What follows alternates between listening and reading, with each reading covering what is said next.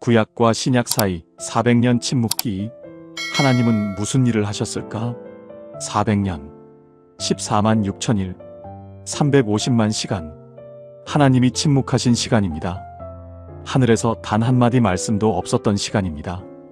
얼마 전 한 권사님을 신방했습니다. 70대 초반이셨는데 제 손을 꼭 잡으시더니 이렇게 말씀하셨어요. 목사님, 저 남편 구원받게 해달라고 기도한 지 45년째예요. 45년이요. 결혼하고 첫날 밤부터 기도했어요. 신혼 때는 금방 되겠지 했어요. 아이들 낳고는 아이들 보면 마음이 바뀌겠지 했어요. 손주 태어났을 때는 이제는 정말 되겠지 했어요. 근데 목사님, 권사님 눈에 눈물이 고이셨습니다. 45년이 지났는데 남편은 여전히 교회 앞도 안 지나가요. 제 기도가 하늘에 닿기는 하는 건가요? 하나님이 듣고는 계신 건가요? 저는 아무 말도 할 수가 없었습니다. 여러분 중에도 계시지 않습니까? 자녀 신앙 회복을 위해 10년, 20년 기도하시는 분. 병상에 누운 가족 치유를 위해 매일 새벽마다 울며 기도하시는 분. 사업 회복을 위해, 가정 화목을 위해, 관계 회복을 위해 몇 년째, 몇십 년째 같은 기도를 드리고 계신 분. 그런데 하나님은 아무 대답이 없으신 것 같은, 기도가 천장에 부딪혀 떨어지는 것만 같은. 하나님, 정말 들으셨습니까? 왜 아무 일도 안 일어납니까? 저를 잊으신 겁니까? 그 막막함, 그 답답함, 그 외로움. 저도 압니다. 목사인 저도 그런 시간을 지나왔습니다. 그런데 여러분, 45년도 이렇게 막막한데 400년은 어땠을까요? 아까 제가 말씀드린 그 400년. 구약의 마지막 책 말라기가 끝나고 신약의 마태복음이 시작되기까지 그 사이를 살았던 사람들은 어땠을까요? 하늘에서 단 한마디 말씀도 없었습니다. 선지자도 없었습니다. 기적도 없었습니다. 계시도 없었습니다. 그 시대를 살았던 사람들은 매일 밤 기도하며 잠들었습니다. 하나님, 언제 말씀해 주실 겁니까? 메시아는 언제 오십니까? 우리를 버리신 겁니까? 그리고 매일 아침 아무 응답 없이 눈을 떴습니다. 아버지의 기도를 아들이 이어받았습니다. 그 아들의 기도를 손자가 이어받았습니다. 그 손자의 기도를 또 그 후손이 이어받았습니다. 누구도 응답을 보지 못했습니다. 기다리다 지쳐 눈을 감았습니다. 그런데요, 정말 하나님이 아무것도 안 하고 계셨던 걸까요? 400년 동안 그냥 잠잠히 계셨던 걸까요? 이 400년을 들여다보면 놀라운 사실이 숨겨져 있습니다. 하나님은 침묵하신 게 아니었습니다. 우리 귀에 들리지 않는 방식으로, 우리 눈에 보이지 않는 곳에서 상상할 수 없는 일을 하고 계셨습니다. 오늘 그 400년의 비밀을 7가지로 나누려고 합니다. 이 7가지를 들으시면 지금 응답을 기다리시는 분들의 마음이 달라지실 겁니다. 아, 하나님이 침묵하시는 게 아니었구나. 지금 이 시간에도 일하고 계시는구나. 그 은혜를 오늘 꼭 받아가시길 바랍니다. 지금 하나님의 응답을 기다리며 힘드신 분 계십니까? 기도한 지 1년이 넘으셨습니까? 5년이 넘으셨습니까? 10년, 20년이 넘으셨습니까? 그 기다림의 시간 속에 계신 분이라면 댓글에 기다립니다라고 남겨주세요. 오늘 이 말씀이 여러분의 기다림의 소망이 되기를 기도합니다. 자, 그러면 첫 번째 비밀부터 함께 열어보겠습니다. 첫 번째 길을 닫고 계셨습니다. 여러분, 지금 누군가를 기다리고 계신다면 어떤 마음이실까요? 오랫동안 연락 없던 자녀가 엄마, 나 집에 갈게라고 연락이 왔다고 상상해 보십시오. 그 순간 우리는 무엇을 할까요? 그냥 가만히 앉아서 기다릴까요? 아닙니다. 집안을 청소합니다. 자녀가 좋아하는 반찬을 준비합니다. 이불을 햇볕에 널어 폭신하게 만들어 놓습니다. 현관에서 방까지 가는 길에 걸리적거리는 것들을 치웁니다. 기다림은 그냥 앉아있는 것이 아닙니다. 기다림은 준비하는 것입니다. 하나님도 그러셨습니다. 400년의 침묵 동안 하나님은 그냥 가만히 계신 게 아니었습니다. 아들을 보내실 준비를 하고 계셨습니다. 그 첫 번째가 바로 길이었습니다. 이사야 40장 3절 말씀입니다. 외치는 자의 소리여 이르되 너희는 광야에서 여호와의 길을 예비하라, 사막에서 우리 하나님의 대로를 평탄하게 하라. 이 말씀은 메시아가 오시기 전에 길을 예비하라는 예언입니다. 그런데 여러분, 이 예언이 얼마나 구체적으로 이루어졌는지 아십니까? 400년 침묵기 동안 로마 제국이 세계를 통일했습니다. 그리고 로마는 엄청난 일을 했습니다. 제국 전역에 도로를 깔았습니다. 그냥 도로가 아닙니다. 로마가 건설한 도로의 총 길이가 얼마인지 아십니까? 8만 킬로미터입니다. 지구 둘레가 4만 킬로미터인데 지구를 두 바퀴 도는 길이입니다. 이 도로들은 모두 로마로 통했습니다. 모든 길은 로마로 통한다는 말이 여기서 나온 겁니다. 그런데 여러분, 이상하지 않습니까? 하나님이 왜 로마 제국을 일으키셨을까요? 이스라엘을 지배하는 이방 나라를 왜 허락하셨을까요? 바로 이 도로 때문이었습니다. 예수님의 제자들을 생각해 보십시오. 갈릴리 어부 출신의 베드로가 어떻게 로마까지 갔습니까? 바울은 어떻게 소아시아, 그리스, 로마를 다니며 복음을 전했습니까? 로마에 도로가 있었기 때문입니다. 로마가 깔아놓은 그 길 위로 복음이 달렸습니다. 로마는 제국의 영광을 위해 도로를 깔았지만 하나님은 복음을 위해 그 도로를 사용하셨습니다. 로마는 자기들 군대가 다닐 줄 알았는데 그 길 위로 사도들이 다녔습니다. 로마는 황제의 칙령이 전해질 줄 알았는데 그 길 위로 예수 그리스도의 복음이 전해졌습니다. 제가 아는 한 집사님 이야기를 나누고 싶습니다. 대구에 사시는 60대 후반의 집사님이신데 남편분이 사업 실패로 8년 전에 집을 나가셨어요. 빚쟁이들 피해서 떠나신 거였죠. 집사님은 혼자 남아서 그 빚을 하나씩 갚아 나가셨습니다.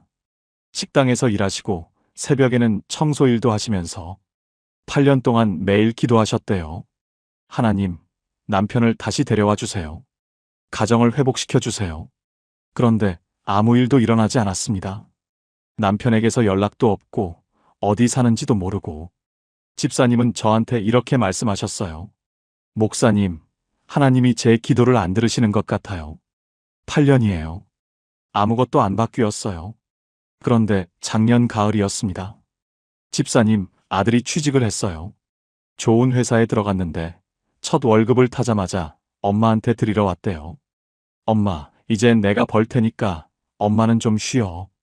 아들이 그 말을 하는데 집사님이 눈물이 쏟아지셨대요. 그리고 보니까요. 8년 동안 아무 일도 안 일어났다고 생각했는데 아들이 잘하고 있었던 거예요. 힘든 엄마를 보면서 아들이 속으로 결심하고 있었던 거예요. 나는 꼭 성공해서 엄마 편하게 해드려야지. 집사님이 빚 갚느라 고생하시는 동안 하나님은 아들의 마음에 효심을 심고 계셨던 거예요. 집사님이 울면서 저한테 그러셨어요. 목사님, 하나님이 침묵하신 게 아니었어요. 제가 못 보는 곳에서 길을 닫고 계셨던 거예요. 지금 여러분의 기도에 응답이 없는 것 같습니까? 아무것도 안 바뀌는 것 같습니까? 하나님은 지금 길을 닫고 계신 겁니다. 여러분이 모르는 곳에서 여러분이 보지 못하는 방식으로 응답이 도착할 길을 준비하고 계십니다. 로마가 8만 킬로미터 도로를 까는데 200년이 걸렸습니다. 하나님의 준비에는 시간이 걸립니다. 하지만 그 길이 완성되는 날 응답은 달려올 것입니다. 함께 기도하시겠습니까? 하나님 아버지, 저는 지금 기다림의 시간 속에 있습니다. 아무것도 바뀌지 않는 것 같아 막막할 때가 많습니다. 하지만 오늘 깨닫습니다. 주님은 침묵하신 게 아니라 길을 닫고 계셨습니다. 지금 제 기도의 응답이 도착할 길도 준비하고 계심을 믿습니다. 제가 보지 못하는 곳에서 일하고 계신 주님을 신뢰합니다. 예수님의 이름으로 기도합니다. 아멘. 길을 닫고 계셨던 하나님. 그런데 길만 닦으시면 뭐합니까? 그 길 위로 전해질 말이 있어야 합니다. 하나님은 두 번째로 무엇을 준비하셨을까요? 두 번째 언어를 준비하셨습니다. 여러분, 외국에 나가보신 적 있으십니까? 말이 안 통하면 얼마나 답답한지 아실 겁니다. 길을 물어봐도 못 알아듣고 밥을 시켜도 뭐가 나올지 모르고 손짓발짓으로 겨우 소통하는 그 답답함. 말이 통하지 않으면 마음도 전할 수가 없습니다. 하나님은 이것을 아셨습니다. 복음이 온 세상에 전해지려면 모든 사람이 알아들을 수 있는 언어가 필요했습니다. 그래서 400년 침묵기 동안 하나님이 하신 두 번째 일, 바로 공용어를 준비하신 것입니다. 사도행전 2장 8절 말씀입니다. 우리가 각 사람이 난 곳 방언으로 듣게 되는 것이 어찌 됨이냐? 오순절에 성령이 임하셨을 때 각 나라에서 온 사람들이 자기 언어로 복음을 들었습니다. 하나님은 언어의 장벽을 허무시는 분이십니다. 400년 침묵기 동안 무슨 일이 있었는지 아십니까? 알렉산더 대왕이 세계를 정복했습니다. 그리스의 젊은 왕이 불과 10년 만에 이집트, 페르시아, 인도까지 정복했습니다. 그런데 알렉산더가 정복한 것은 땅만이 아니었습니다. 언어도 함께 퍼졌습니다. 그리스어, 헬라어가 제국 전역의 공용어가 되었습니다. 시장에서도, 법정에서도, 학교에서도 헬라어를 썼습니다. 여러분, 신약 성경이 무슨 언어로 기록되었는지 아십니까? 히브리어가 아닙니다. 헬라어입니다. 예수님은 아람어를 쓰셨는데 왜 신약 성경은 헬라어로 쓰였을까요? 온 세상 사람들이 읽을 수 있게 하기 위해서입니다. 당시 헬라어는 지금의 영어와 같았습니다. 로마 사람도, 이집트 사람도, 소아시아 사람도 다 헬라어를 알아들었습니다. 바울이 로마서를 썼습니다. 헬라어로 썼습니다. 그래서 로마 사람들이 읽을 수 있었습니다. 요한이 요한복음을 썼습니다. 헬라어로 썼습니다. 그래서 에베소 사람들이, 소아시아 사람들이 읽을 수 있었습니다. 만약 히브리어로만 성경이 기록되었다면 어땠을까요? 유대인들만 읽을 수 있었을 겁니다. 복음이 온 세계로 퍼지기 어려웠을 겁니다. 알렉산더는 자기 영광을 위해 세계를 정복했습니다. 그리스 문화를 퍼뜨리고 싶었습니다. 하지만 하나님은 그것을 복음을 위해 사용하셨습니다. 알렉산더는 헬라어를 퍼뜨렸고 그 헬라어로 신약 성경이 기록되었습니다. 알렉산더는 33세에 죽었습니다. 자기가 뭘 한 건지도 모른 채 죽었습니다. 하지만 그가 퍼뜨린 언어 위에 복음이 기록되었습니다. 하나님의 섭리입니다. 부산에 사시는 70대 권사님 한 분이 계십니다. 이 권사님의 손녀가 미국으로 유학을 갔어요. 권사님이 얼마나 걱정을 하셨는지 모릅니다. 손녀가 미국 가서 신앙을 잃어버리면 어쩌지? 거기서 이상한 친구들 만나면 어쩌지? 매일 새벽마다 손녀를 위해 기도하셨어요. 그런데 손녀한테서 연락이 뜸해지기 시작했습니다. 카톡을 보내도 답이 늦고 전화해도 잘 안 받고 권사님 마음이 타들어갔습니다. 역시 미국 가더니 변했구나. 교회도 안 다니는 것 같다. 그런데 1년 후에 손녀가 방학 때 한국에 왔어요. 권사님이 조심스럽게 물어보셨대요. 너 거기서 교회 다니니? 손녀가 웃으면서 대답했대요. 할머니, 나 거기서 한인교회 다니는데 영어 예배팀에서 봉사해요. 미국 친구들한테 복음 전하고 있어요. 권사님이 깜짝 놀라셨어요. 뭐? 내가 복음을 전해? 손녀가 그랬대요. 할머니, 내가 영어 잘한다고 미국 보내주셨잖아요. 근데 그 영어로 미국 친구들한테 예수님 이야기하고 있어요. 할머니 기도 덕분이에요. 권사님이 저한테 우시면서 말씀하셨어요. 목사님, 저는 손녀가 신앙 잃어버릴까봐 걱정만 했는데요. 하나님은 손녀한테 영어를 가르쳐서 복음 전하게 하셨더라고요. 제가 못 가는 미국 땅에 손녀를 보내셔서 복음을 전하게 하셨어요. 여러분, 지금 자녀나 손주가 먼 곳에 가 있습니까? 유학 간 자녀, 타지에서 일하는 자녀가 걱정되십니까? 하나님은 그 거리 속에서도 일하고 계십니다. 그들이 배우는 언어, 그들이 만나는 사람, 그들이 경험하는 것들. 하나님은 그 모든 것을 복음을 위해 사용하실 수 있습니다. 알렉산더는 자기 영광을 위해 헬라어를 퍼뜨렸지만 하나님은 그것으로 성경을 기록하셨습니다. 여러분의 자녀가 배우는 것들도 하나님은 선한 목적으로 사용하실 겁니다. 함께 기도하시겠습니까? 하나님 아버지, 주님은 언어의 장벽도 허무시는 분이십니다. 알렉산더의 정복을 복음의 도구로 사용하신 주님, 저의 자녀들, 손주들이 배우는 것들도 주님의 손에 맡깁니다. 그들이 가는 곳마다 주님이 함께 하셔서 그들의 입술로 복음이 전해지게 하옵소서. 제가 걱정하는 동안에도 일하고 계신 주님을 신뢰합니다. 예수님의 이름으로 기도합니다. 아멘. 길도 닦으셨고 언어도 준비하셨습니다. 그런데 복음이 전해지려면 한 가지가 더 필요합니다. 사람들이 모여서 말씀을 들을 장소가 있어야 합니다. 하나님이 세 번째로 무엇을 준비하셨는지 들어보시겠습니까? 세 번째 만남의 장소를 세우셨습니다. 여러분, 예수님이 공생의 기간에 어디서 가르치셨는지 아십니까? 산 위에서도 가르치셨고, 호숫가에서도 가르치셨지만, 가장 많이 가르치셨던 곳이 있습니다. 바로 회당입니다. 누가복음 4장 16절 말씀입니다. 예수께서 그 자라나신 곳 나사렛에 이르사 안식일에 자기 규례대로 회당에 들어가서 성경을 읽으려고 서심해 예수님은 규례대로 회당에 가셨습니다. 습관처럼 당연하게 회당에 가셨습니다. 그리고 거기서 말씀을 가르치셨습니다. 그런데 여러분, 이상하지 않습니까? 구약 성경에는 회당이라는 단어가 없습니다. 모세도 회당에 간 적 없고 다윗도 회당에 간 적 없습니다. 구약 시대에는 성전만 있었지 회당은 없었습니다. 그러면 회당은 언제 생긴 걸까요? 바로 400년 침묵기 동안입니다. 바빌론의 포로로 끌려간 유대인들은 성전에 갈 수 없었습니다. 예루살렘 성전은 무너졌고 그들은 이방 땅에 있었습니다.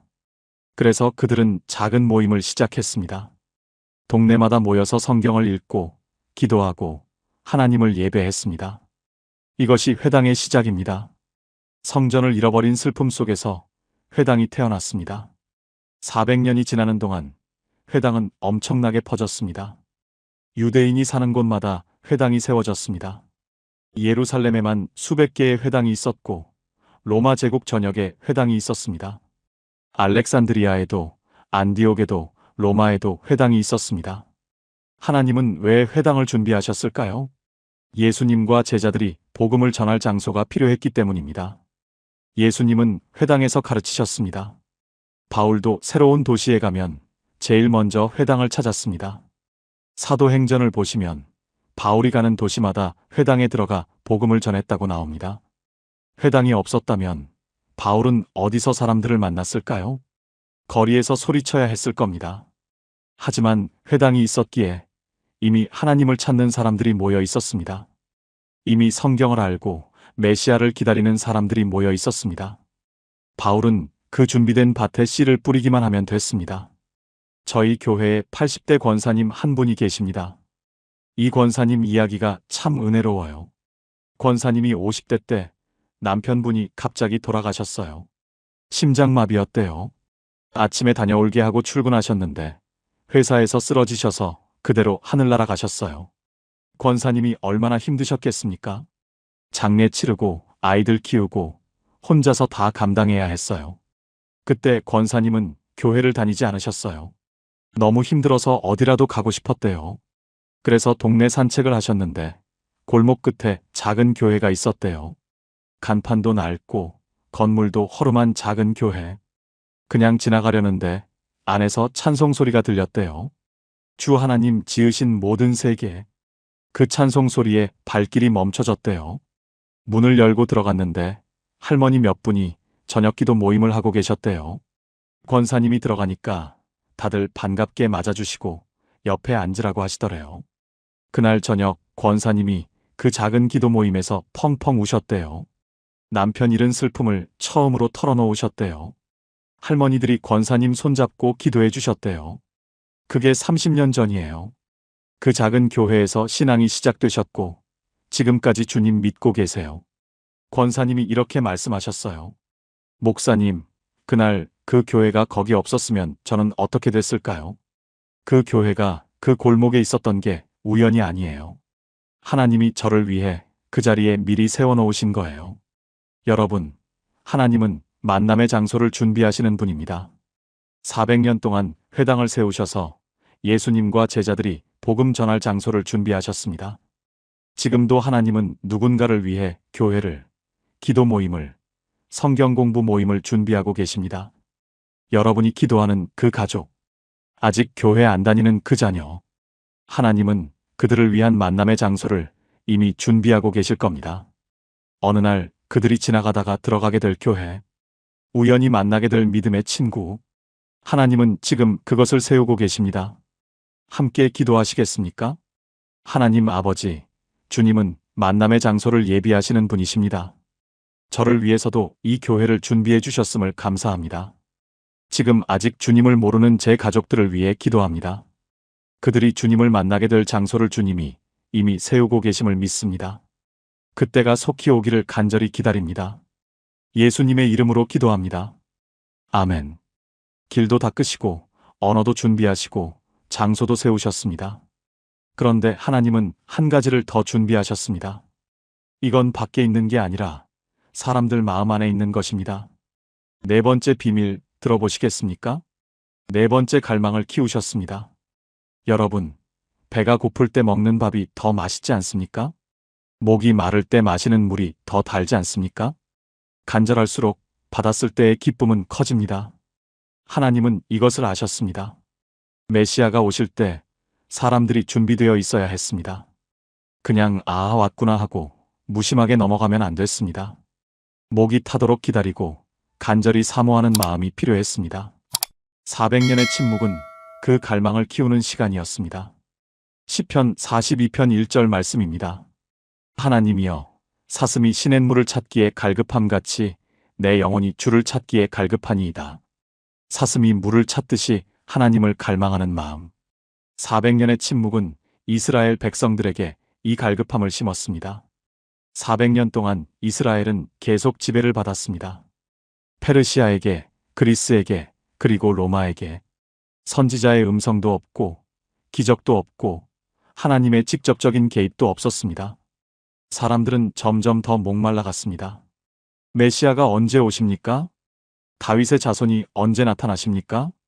우리를 구원해 주실 분이 언제 오십니까? 이 질문이 대대로 이어졌습니다. 아버지가 아들에게, 아들이 손자에게. 우리는 메시아를 기다리는 민족이다. 언젠가 반드시 그분이 오신다. 그래서 예수님이 태어나셨을 때 사람들은 준비가 되어 있었습니다. 마태복음 2장에 동방박사들이 나옵니다. 그들은 먼 나라에서 별을 보고 찾아왔습니다. 유대인의 왕으로 나신 이가 어디 계시냐? 이방인들까지도 메시아를 기다리고 있었습니다. 누가복음 2장에 시므온이라는 노인이 나옵니다. 그는 성령의 지시를 받아 성전에서 기다리고 있었습니다. 내가 죽기 전에 메시아를 보게 해주신다고 하셨다. 아기 예수님을 품에 안았을 때 시므온은 말했습니다. 이제야 죽어도 여한이 없습니다. 평생을 기다렸던 갈망이 채워지는 순간이었습니다. 광주에 사시는 60대 초반의 집사님이 계세요. 이 집사님이 작년에 저한테 찾아오셔서 간증을 해주셨어요. 집사님 딸이 20대 후반인데 10년째 교회를 안 다녔대요. 대학교 때 교회를 떠났고 취직하고 나서도 안 다녔어요. 집사님이 얼마나 마음이 아프셨겠습니까? 매주 주일마다 딸 빈자리가 보이고 오늘은 올까? 기대했다가 실망하고 10년 동안 같은 기도를 드리셨대요. 하나님, 우리 딸 다시 교회로 돌아오게 해주세요. 그런데 작년 여름에 딸이 갑자기 전화를 했대요. 엄마, 나 내일 교회 같이 가도 돼? 집사님이 너무 놀라서 물어보셨대요. 왜? 무슨 일 있어? 딸이 한참 말을 못하더래요. 그러다가 이렇게 말했대요. 엄마, 나 요즘 너무 힘들었어. 뭔가 채워지지 않는 게 있어. 친구들 만나도 일해도 영화 봐도 다 허전해. 그런데 이상하게 자꾸 하나님 생각이 나. 어릴 때 교회 다닐 때가 자꾸 생각나. 그날부터 딸이 다시 교회를 다니기 시작했대요. 지금은 매주 빠지지 않고 나오고 성경 공부도 하고. 집사님이 저한테 우시면서 그러셨어요. 목사님, 10년 동안 제 기도가 안 들린 줄 알았어요. 근데 아니었어요. 하나님이 10년 동안 우리 딸 마음에 갈망을 심고 계셨던 거예요. 교회 안 다니는 동안에도 마음 한편에 빈자리를 만들어 놓으셨던 거예요. 그 빈자리가 너무 커져서 결국 다시 하나님을 찾게 된 거예요. 여러분, 지금 자녀가 교회를 떠나 있습니까? 배우자가 하나님을 믿지 않습니까? 하나님은 지금 그들의 마음에 갈망을 키우고 계실지 모릅니다. 세상 것으로는 채워지지 않는 빈자리, 뭔가 허전하고 뭔가 부족한 그 느낌. 하나님은 그 갈망이 충분히 커질 때까지 기다리고 계십니다. 그리고 때가 되면 그들이 스스로 하나님을 찾게 될 것입니다. 400년의 침묵이 이스라엘의 갈망을 키웠듯이 함께 기도하시겠습니까? 하나님 아버지, 주님은 사람의 마음에 갈망을 심으시는 분이십니다. 400년 동안 메시아를 사모하는 마음을 키우셨던 주님. 지금 아직 주님을 모르는 제 가족들의 마음에도 갈망을 심어주옵소서. 세상 것으로 채워지지 않는 빈자리를 느끼게 하시고 결국 주님을 찾게 하옵소서. 그때까지 포기하지 않고 기도하겠습니다. 예수님의 이름으로 기도합니다. 아멘. 길을 닦으시고 언어를 준비하시고 장소를 세우시고 갈망을 키우셨습니다. 그런데 여러분, 하나님은 아무렇게나 일하시는 분이 아닙니다. 정확한 계획과 시간표가 있습니다. 5번째 비밀, 정말 놀라운 이야기입니다. 5번째 시간을 계산하셨습니다. 여러분, 하나님이 대충 일하시는 분이라고 생각하십니까? 적당히 때가 되면 보내야지 하시는 분이라고 생각하십니까? 아닙니다. 하나님은 정확하신 분입니다. 1초도 어긋나지 않게 일하시는 분입니다. 다니엘 9장 25절 말씀입니다. 그러므로 너는 깨달아 알지니라. 예루살렘을 중건하라는 영이 날 때부터 기름 부음을 받은 자, 곧 왕이 일어나기까지 7일에와 62일에가 지날 것이요. 이 말씀이 무슨 뜻인지 아십니까? 다니엘은 메시아가 오실 정확한 시간을 예언한 것입니다. 7일에와 62일에 이것을 계산해 보겠습니다. 7 더하기 62 합해서 69일에입니다. 1에는 7년을 의미합니다. 69 곱하기 7은 483년입니다. 예루살렘을 중건하라는 영이 날 때부터 483년이 지나면 메시아가 오신다는 예언입니다. 역사를 확인해 보십시오. 페르시아의 아닥사스다 왕이 예루살렘 성벽 재건을 허락한 것이 기원전 445년입니다. 거기서 483년을 더하면 언제가 됩니까? 정확히 예수님이 공생애를 시작하신 시기입니다. 500년 전에 예언된 시간표대로 정확하게 메시아가 오셨습니다. 이것이 우연이라고 생각하십니까? 500년이라는 세월이 1년도 안 틀리고 맞아떨어졌습니다. 하나님은 시간을 계산하시는 분입니다. 대충 그때쯤이 아니라 정확히 그 해, 그 달, 그날에 일하시는 분입니다. 제가 아는 집사님 한 분이 계십니다. 인천에 사시는 50대 후반의 집사님인데요. 이 집사님이 15년 전에 큰 수술을 받으셨어요. 자궁에 혹이 생겨서 수술해야 했는데 수술비가 없으셨어요. 남편은 실직 상태였고 아이들은 학교 다니고 있었고 당장 수술비 2천만 원이 없었어요. 집사님이 얼마나 기도하셨는지 모릅니다. 하나님, 어떻게 해야 합니까? 수술 안 하면 안 되는데 돈이 없습니다. 매일 울면서 기도하셨대요. 수술 날짜가 2주 앞으로 다가왔는데도 돈이 없었어요. 1주 앞으로 다가왔는데도 돈이 없었어요. 집사님은 점점 절망하셨대요. 하나님이 안 들으시나 보다. 수술 못하게 되나 보다. 수술 3일 전이었대요. 갑자기 전화가 왔어요. 집사님, 친정엄마 친구분이셨대요. 혹시 너 지금 많이 힘드니? 무슨 일 있으면 말해봐. 집사님이 울면서 사정을 말씀하셨대요. 그랬더니 그분이 그러시더래요. 내가 며칠 전에 땅을 팔았어. 그 돈 어디 쓸까 하다가 자꾸 내 생각이 나더라. 꿈에 내가 나왔어. 힘들어 보였어. 내가 도와줄게. 그분이 수술비 2천만 원을 보내주셨대요. 수술 3일 전에 딱 필요한 그 금액을. 집사님이 저한테 그러셨어요. 목사님, 왜 하나님이 미리 안 주셨을까요? 왜 수술 3일 전에 주셨을까요? 저는 그 3일의 의미를 아직도 생각해요.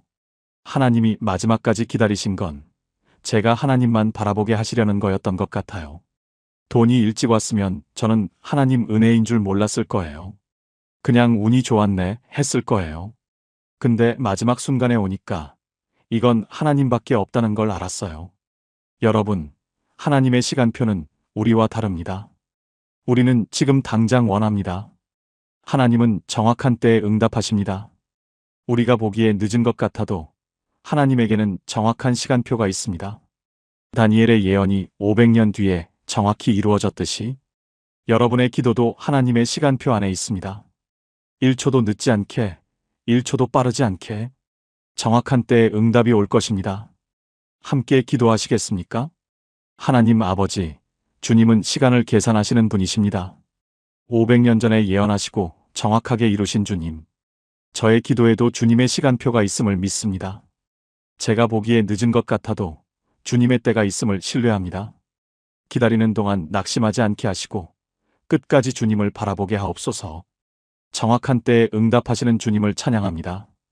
예수님의 이름으로 기도합니다. 아멘. 시간까지 계산하셨습니다.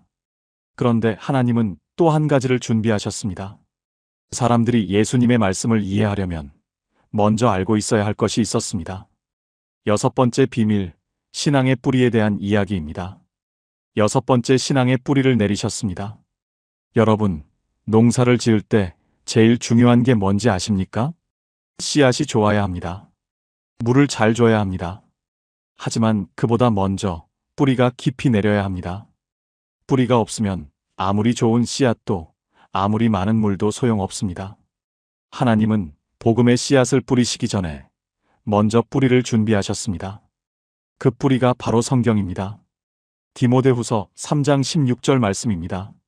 모든 성경은 하나님의 감동으로 된 것으로 교훈과 책망과 바르게 함과 의로 교육하기에 유익하니. 예수님이 오시기 전에 사람들은 성경을 통해 하나님을 알아야 했습니다. 메시아에 대한 예언을 알아야 했습니다. 그래야 예수님이 오셨을 때 이분이 그분이시다 알아볼 수 있었습니다. 400년 침묵기 동안 무슨 일이 있었는지 아십니까? 구약 성경이 완성되고 정리되었습니다. 히브리어 성경이 체계적으로 정경화되었습니다. 그리고 놀라운 일이 일어났습니다. 70인역 성경이 번역된 것입니다. 70인역이 뭐냐면요. 히브리어 구약 성경을 헬라어로 번역한 것입니다. 기원전 3세기에 이집트의 알렉산드리아에서 70명의 학자가 모여 번역했습니다. 그래서 70인역이라고 부릅니다. 이것이 왜 중요하냐면요. 유대인들만 히브리어를 알았습니다. 하지만 헬라어는 모든 사람이 알았습니다. 70인역이 나오면서 이방인들도 구약 성경을 읽을 수 있게 되었습니다. 이방인들도 아브라함의 이야기를, 모세의 이야기를, 메시아 예언을 알게 되었습니다. 그래서 예수님이 오셨을 때 이미 이방인들 중에도 성경을 아는 사람들이 있었습니다. 사도행전에 나오는 에디오피아 내시처럼요. 그는 이방인이었지만 이사야서를 읽고 있었습니다. 빌립이 그에게 복음을 전하자 바로 믿었습니다. 성경이라는 뿌리가 이미 있었기 때문입니다. 강원도에 사시는 70대 초반의 권사님이 계십니다. 이 권사님이 손자 이야기를 해주셨어요. 손자가 초등학교 3학년인데 작년에 교회를 처음 나왔대요. 엄마 아빠가 불신자라서 아이도 교회를 몰랐어요. 그런데 할머니 집에 놀러 왔다가 교회를 따라왔어요. 처음에는 그냥 친구들이랑 노는 게 좋아서 온 거였대요. 그런데 몇 달 지나니까 손자가 달라지기 시작했대요. 집에서 성경을 읽더래요. 밥 먹기 전에 기도를 하더래요. 부모가 깜짝 놀랐대요. 너 왜 그래? 누가 시켰어? 손자가 대답했대요. 아무도 안 시켰어. 나 예수님 믿으니까. 성경에서 배웠어. 부모가 처음에는 어이없어 했대요. 애가 무슨 종교를 믿어? 그런데 손자가 계속 기도하고 성경 읽고 교회 가니까 부모가 슬슬 관심이 생기더래요. 얘가 뭘 배우길래 저러지? 성경이라는 게 뭐가 있길래? 올해 부활절에 손자 부모가 처음으로 교회에 나왔대요. 아들을 따라서. 권사님이 우시면서 그러셨어요. 목사님, 제가 아들한테 전도하면 안 들었어요. 근데 손자가 성경 읽는 거 보고 아들이 마음이 열린 거예요. 성경이 뿌리가 되니까 거기서 싹이 나오더라고요. 여러분, 하나님은 뿌리를 먼저 심으시는 분입니다. 400년 동안 성경을 완성하시고 번역하시고 퍼뜨리셨습니다. 그래서 예수님이 오셨을 때 사람들이 알아볼 수 있었습니다. 지금도 마찬가지입니다. 여러분이 드리는 기도, 여러분이 읽는 말씀, 여러분이 나누는 간증, 그것이 누군가에게 뿌리가 되고 있습니다. 당장은 열매가 안 보여도 뿌리는 자라고 있습니다. 그 뿌리가 충분히 깊어지면 반드시 싹이 나옵니다. 함께 기도하시겠습니까? 하나님 아버지, 주님은 뿌리를 먼저 심으시는 분이십니다. 400년 동안 성경을 준비하셔서 복음의 기초를 놓으셨습니다. 제가 읽는 말씀, 제가 드리는 기도가 뿌리가 되게 하옵소서. 제 가족의 마음에, 제 주변 사람들의 마음에 말씀의 뿌리를 내려주옵소서. 때가 되면 반드시 싹이 나올 것을 믿습니다. 예수님의 이름으로 기도합니다. 아멘. 6가지 비밀을 나누었습니다. 길을 닦으시고, 언어를 준비하시고, 장소를 세우시고 갈망을 키우시고 시간을 계산하시고 뿌리를 내리셨습니다. 이제 마지막 7번째 비밀입니다.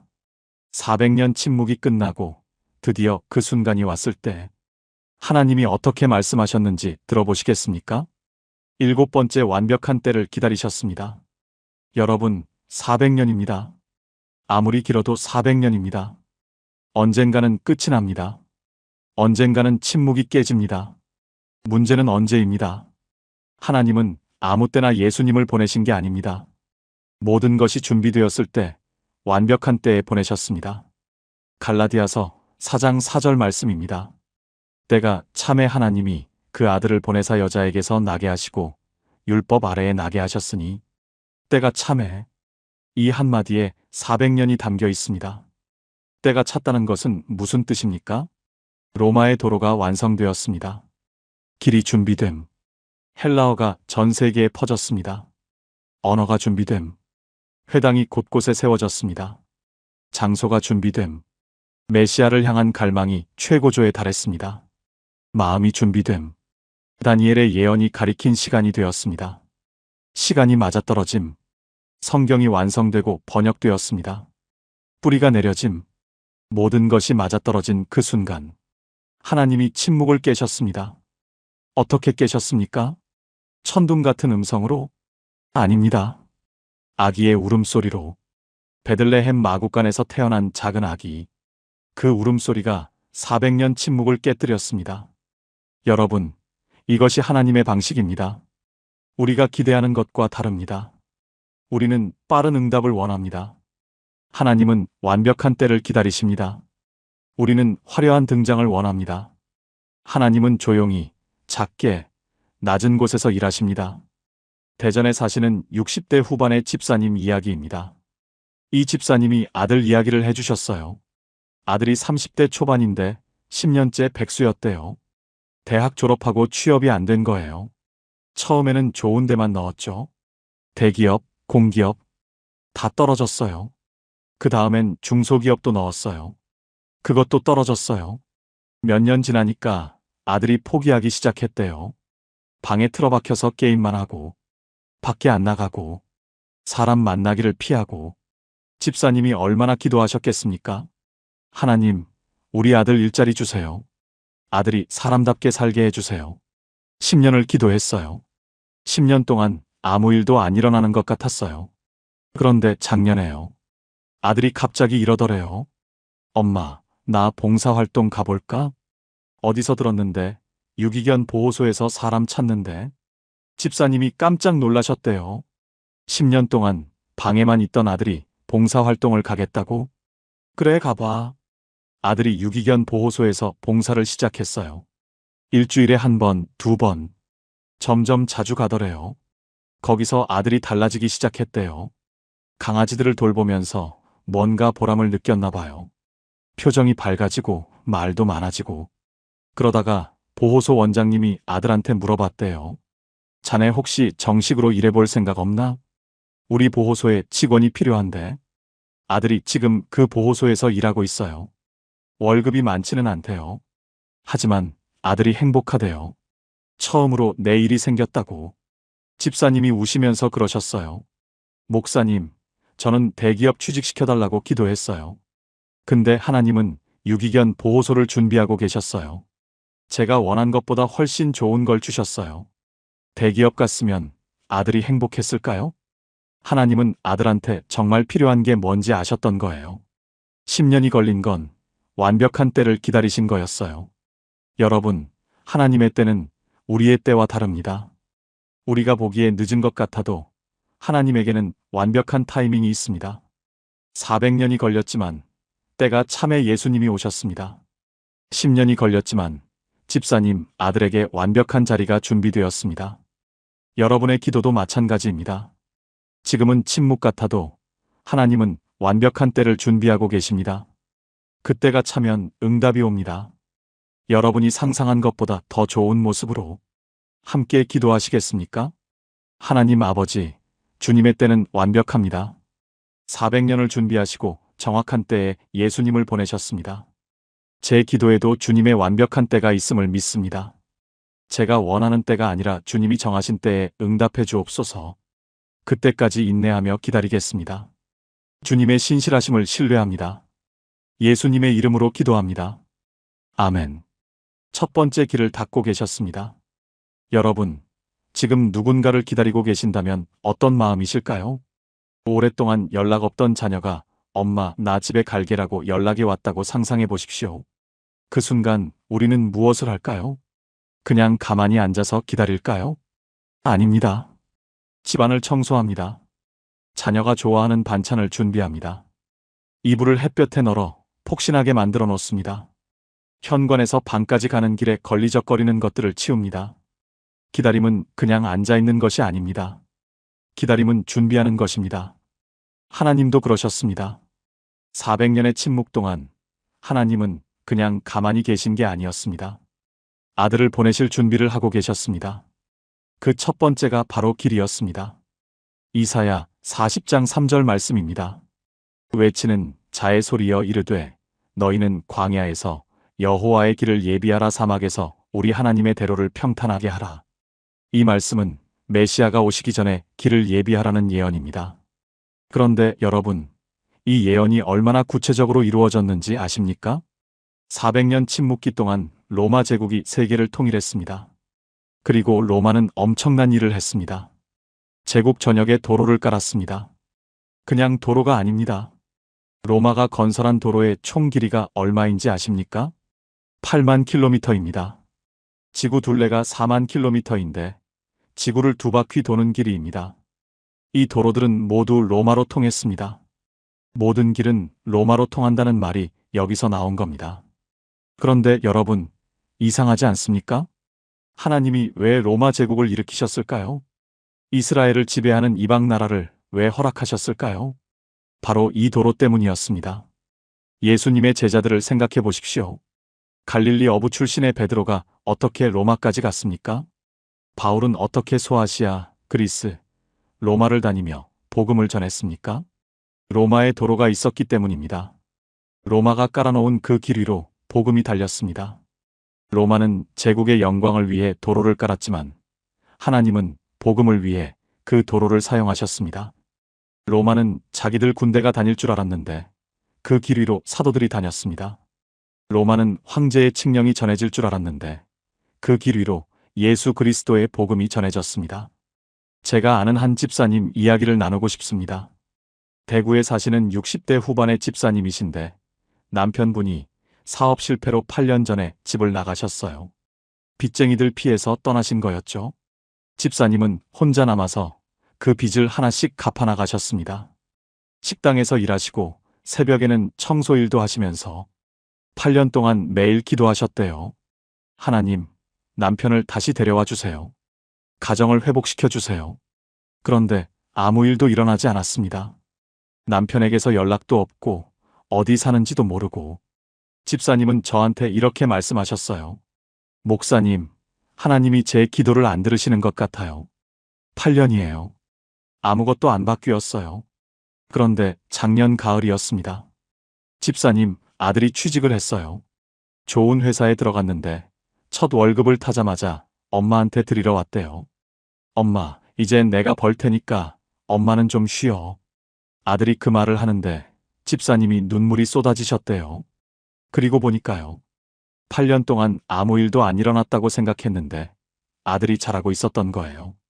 힘든 엄마를 보면서 아들이 속으로 결심하고 있었던 거예요.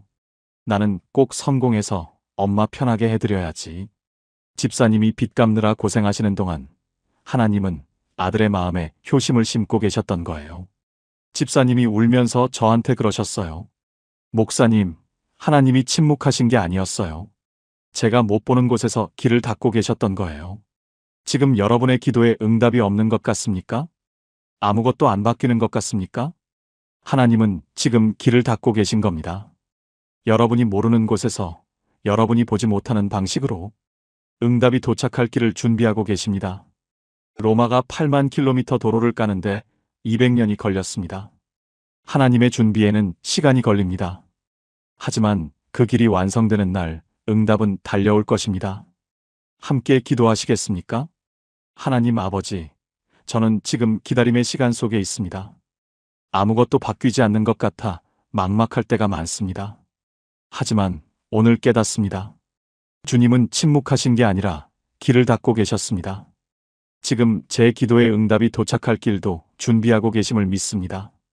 제가 보지 못하는 곳에서 일하고 계신 주님을 신뢰합니다. 예수님의 이름으로 기도합니다. 아멘. 길을 닫고 계셨던 하나님. 그런데 길만 닦으시면 뭐합니까? 그 길 위로 전해질 말이 있어야 합니다. 하나님은 두 번째로 무엇을 준비하셨을까요? 두 번째 언어를 준비하셨습니다. 여러분, 외국에 나가보신 적 있으십니까? 말이 안 통하면 얼마나 답답한지 아실 겁니다. 길을 물어봐도 못 알아듣고 밥을 시켜도 뭐가 나올지 모르고 손짓발짓으로 겨우 소통하는 그 답답함. 말이 통하지 않으면 마음도 전할 수가 없습니다. 하나님은 이것을 아셨습니다. 복음이 온 세상에 전해지려면 모든 사람이 알아들을 수 있는 언어가 필요했습니다. 그래서 400년 침묵기 동안 하나님이 하신 두 번째 일, 바로 공용어를 준비하신 것입니다. 사도행전 2장 8절 말씀입니다. 우리가 우리 각 사람이 난 곳 방언으로 듣게 되는 것이 어찌 됨이냐? 오순절에 성령이 임하셨을 때 각 나라에서 온 사람들이 자기 언어로 복음을 들었습니다. 하나님은 언어의 장벽을 허무시는 분이십니다. 400년 침묵기 동안 무슨 일이 있었는지 아십니까? 알렉산더 대왕이 세계를 정복했습니다. 그리스의 젊은 왕이 불과 10년 만에 이집트, 페르시아, 인도까지 정복했습니다. 그런데 알렉산더가 정복한 것은 땅만이 아니었습니다. 언어도 함께 퍼졌습니다. 그리스어, 헬라어가 제국 전역의 공용어가 되었습니다. 시장에서도, 법정에서도, 학교에서도 헬라어를 썼습니다. 여러분, 신약 성경이 무슨 언어로 기록되었는지 아십니까? 히브리어가 아닙니다. 헬라어입니다. 예수님은 아람어를 쓰셨는데 왜 신약 성경은 헬라어로 쓰였을까요? 온 세상 사람들이 읽을 수 있게 하기 위해서입니다.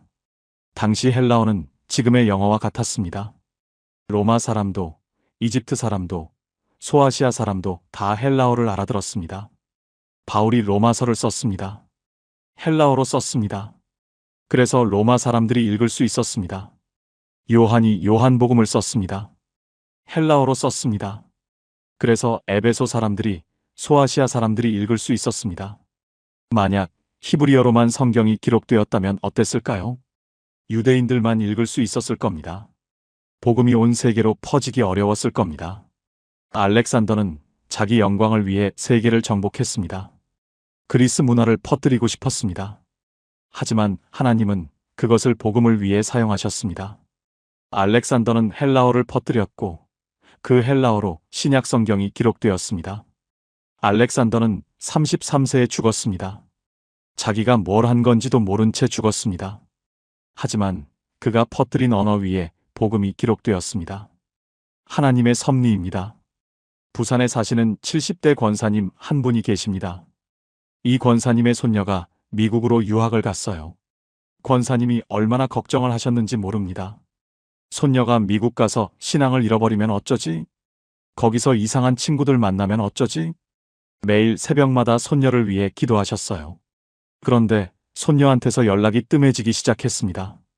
카톡을 보내도 답이 늦고 전화해도 잘 안 받고 권사님 마음이 타들어갔습니다. 역시 미국 가더니 변했구나. 교회도 안 다니는 것 같다. 그런데 1년 후에 손녀가 방학 때 한국에 왔어요. 권사님이 조심스럽게 물어보셨대요. 너 거기서 교회 다니니? 손녀가 웃으면서 대답했대요. 할머니, 나 거기서 한인교회 다니는데 영어 예배팀에서 봉사해요. 미국 친구들한테 복음 전하고 있어요. 권사님이 깜짝 놀라셨어요. 뭐? 내가 복음을 전해? 손녀가 그랬대요. 할머니, 내가 영어 잘한다고 미국 보내주셨잖아요. 근데 그 영어로 미국 친구들한테 예수님 이야기하고 있어요. 할머니 기도 덕분이에요. 권사님이 저한테 우시면서 말씀하셨어요. 목사님, 저는 손녀가 신앙 잃어버릴까봐 걱정만 했는데요. 하나님은 손녀한테 영어를 가르쳐서 복음 전하게 하셨더라고요. 제가 못 가는 미국 땅에 손녀를 보내셔서 복음을 전하게 하셨어요. 여러분, 지금 자녀나 손주가 먼 곳에 가 있습니까? 유학 간 자녀, 타지에서 일하는 자녀가 걱정되십니까?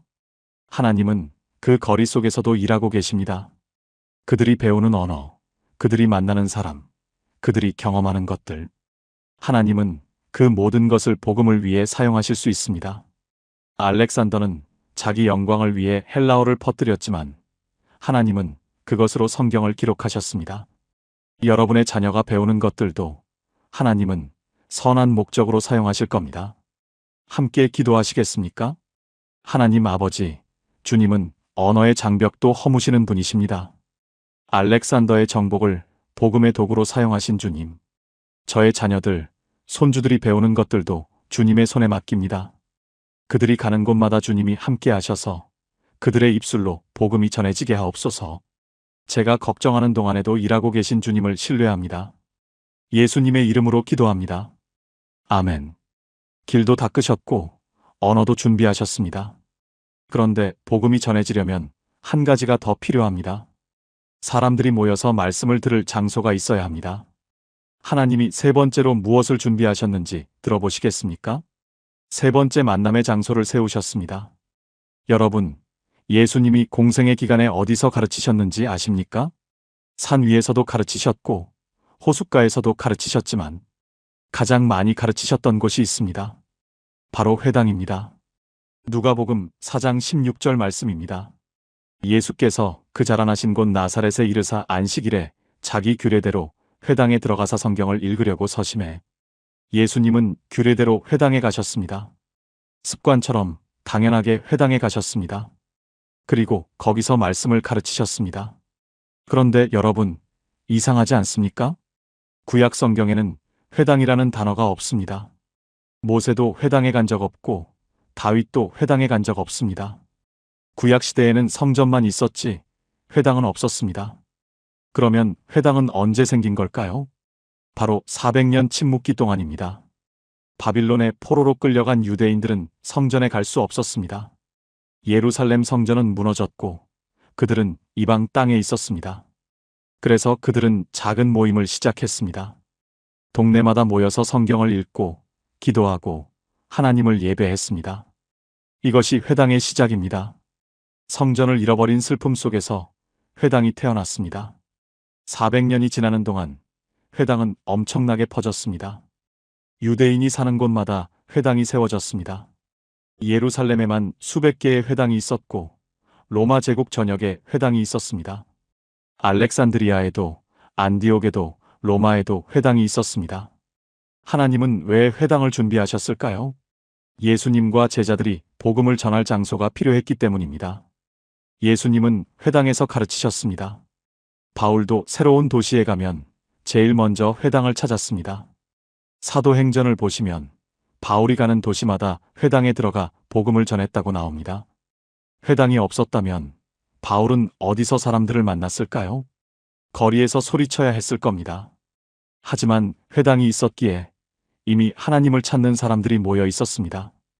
이미 성경을 알고 메시아를 기다리는 사람들이 모여 있었습니다. 바울은 그 준비된 밭에 씨를 뿌리기만 하면 됐습니다.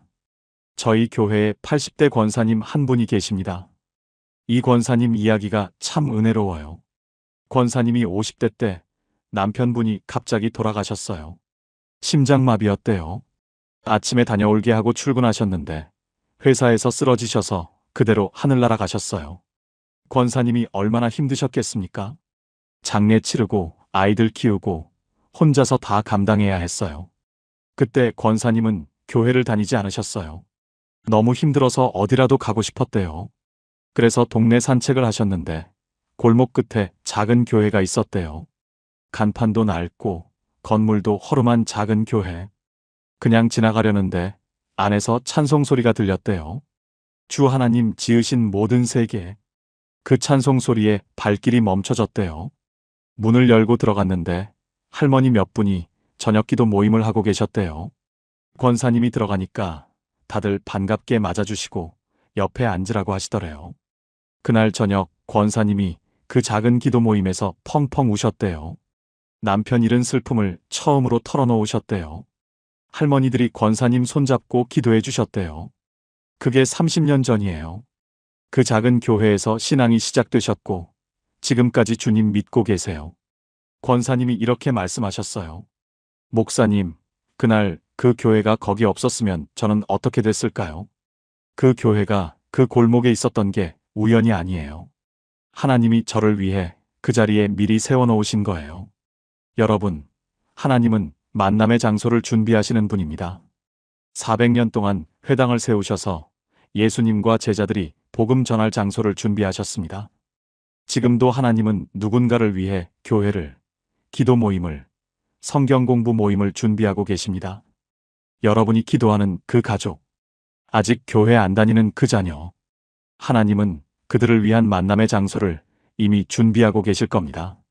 어느 날 그들이 지나가다가 들어가게 될 교회, 우연히 만나게 될 믿음의 친구, 하나님은 지금 그것을 세우고 계십니다. 함께 기도하시겠습니까? 하나님 아버지, 주님은 만남의 장소를 예비하시는 분이십니다. 저를 위해서도 이 교회를 준비해 주셨음을 감사합니다. 지금 아직 주님을 모르는 제 가족들을 위해 기도합니다. 그들이 주님을 만나게 될 장소를 주님이 이미 세우고 계심을 믿습니다. 그때가 속히 오기를 간절히 기다립니다. 예수님의 이름으로 기도합니다. 아멘. 길도 닦으시고 언어도 준비하시고 장소도 세우셨습니다. 그런데 하나님은 한 가지를 더 준비하셨습니다. 이건 밖에 있는 게 아니라 사람들 마음 안에 있는 것입니다. 네 번째 비밀 들어보시겠습니까? 네 번째 갈망을 키우셨습니다. 여러분, 배가 고플 때 먹는 밥이 더 맛있지 않습니까? 목이 마를 때 마시는 물이 더 달지 않습니까? 간절할수록 받았을 때의 기쁨은 커집니다. 하나님은 이것을 아셨습니다. 메시아가 오실 때 사람들이 준비되어 있어야 했습니다. 그냥 아 왔구나 하고 무심하게 넘어가면 안 됐습니다. 목이 타도록 기다리고 간절히 사모하는 마음이 필요했습니다. 400년의 침묵은 그 갈망을 키우는 시간이었습니다. 시편 42편 1절 말씀입니다. 하나님이여, 사슴이 시냇물을 찾기에 갈급함같이 내 영혼이 주를 찾기에 갈급하니이다.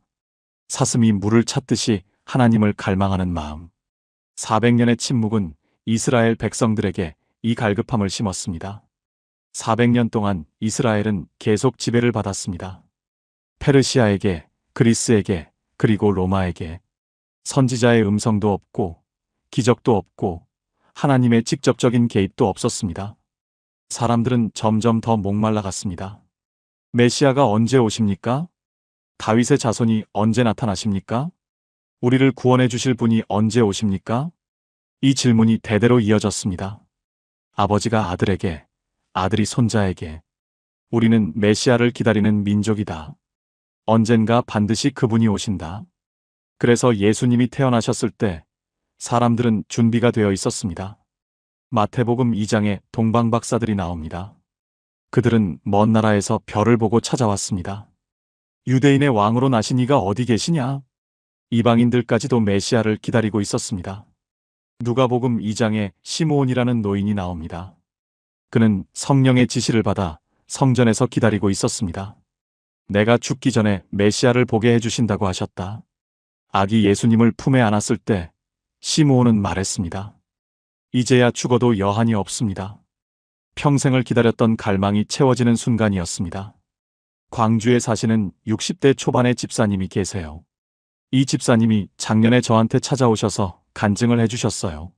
집사님 딸이 20대 후반인데 10년째 교회를 안 다녔대요. 대학교 때 교회를 떠났고 취직하고 나서도 안 다녔어요.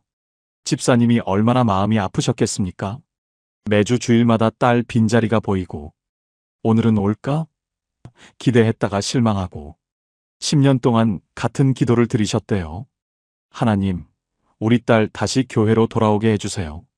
그런데 작년 여름에 딸이 갑자기 전화를 했대요. 엄마, 나 내일 교회 같이 가도 돼? 집사님이 너무 놀라서 물어보셨대요.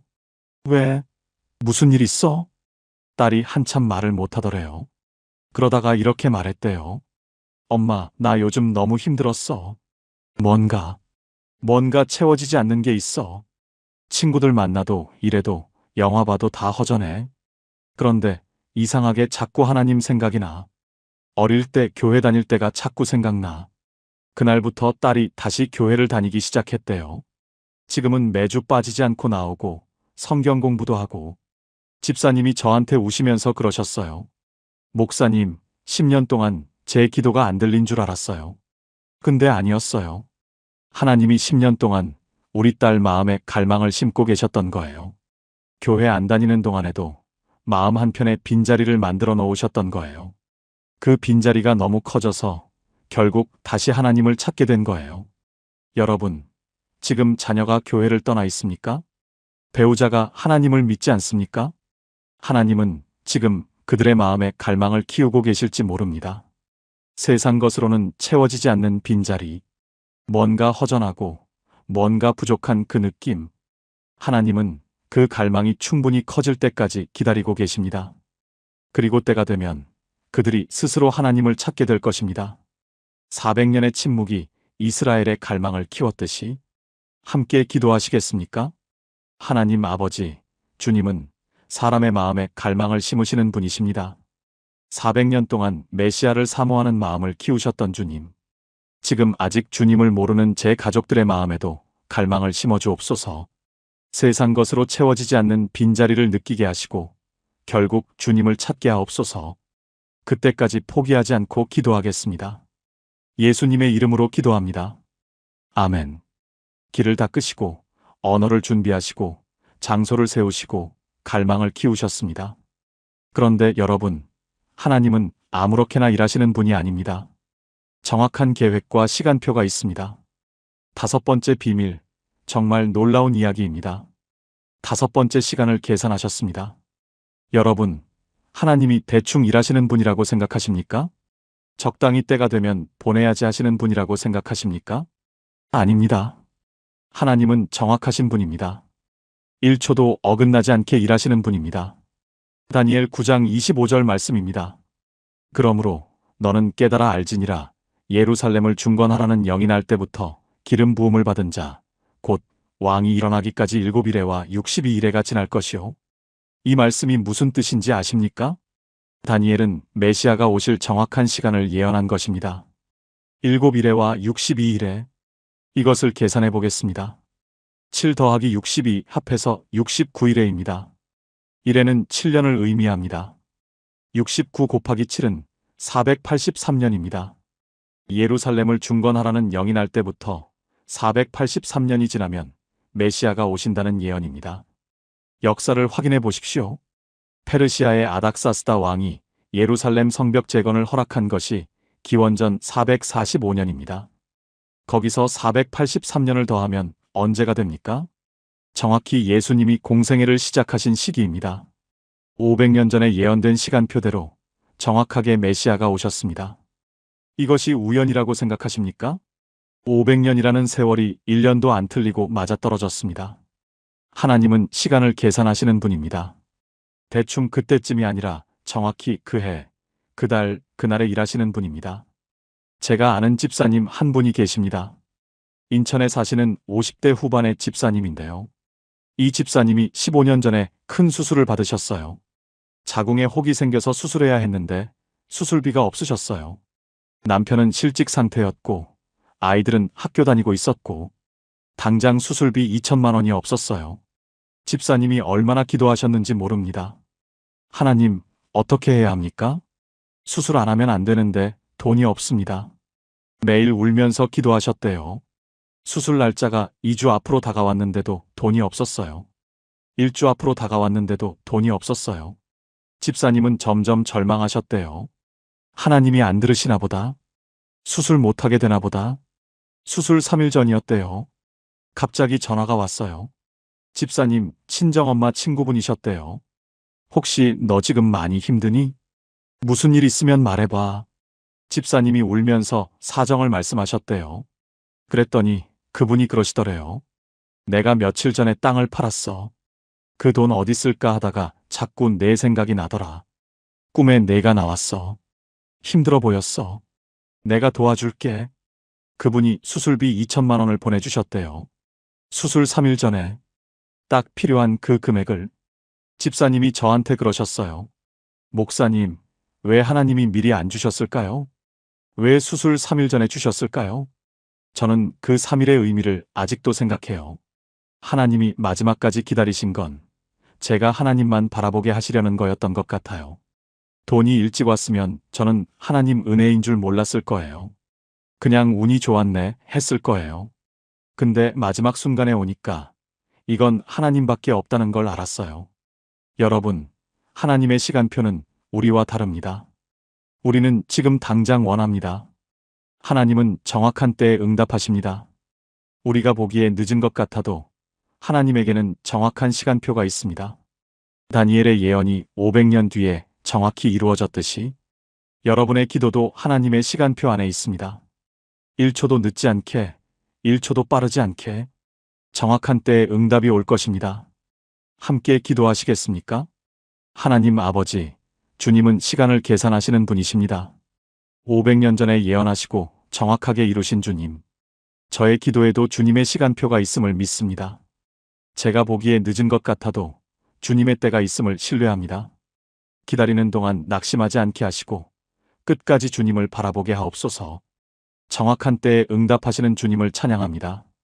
예수님의 이름으로 기도합니다. 아멘. 시간까지 계산하셨습니다. 그런데 하나님은 또 한 가지를 준비하셨습니다. 사람들이 예수님의 말씀을 이해하려면 먼저 알고 있어야 할 것이 있었습니다. 6번째 비밀, 신앙의 뿌리에 대한 이야기입니다. 6번째 신앙의 뿌리를 내리셨습니다. 여러분, 농사를 지을 때 제일 중요한 게 뭔지 아십니까? 씨앗이 좋아야 합니다. 물을 잘 줘야 합니다. 하지만 그보다 먼저 뿌리가 깊이 내려야 합니다.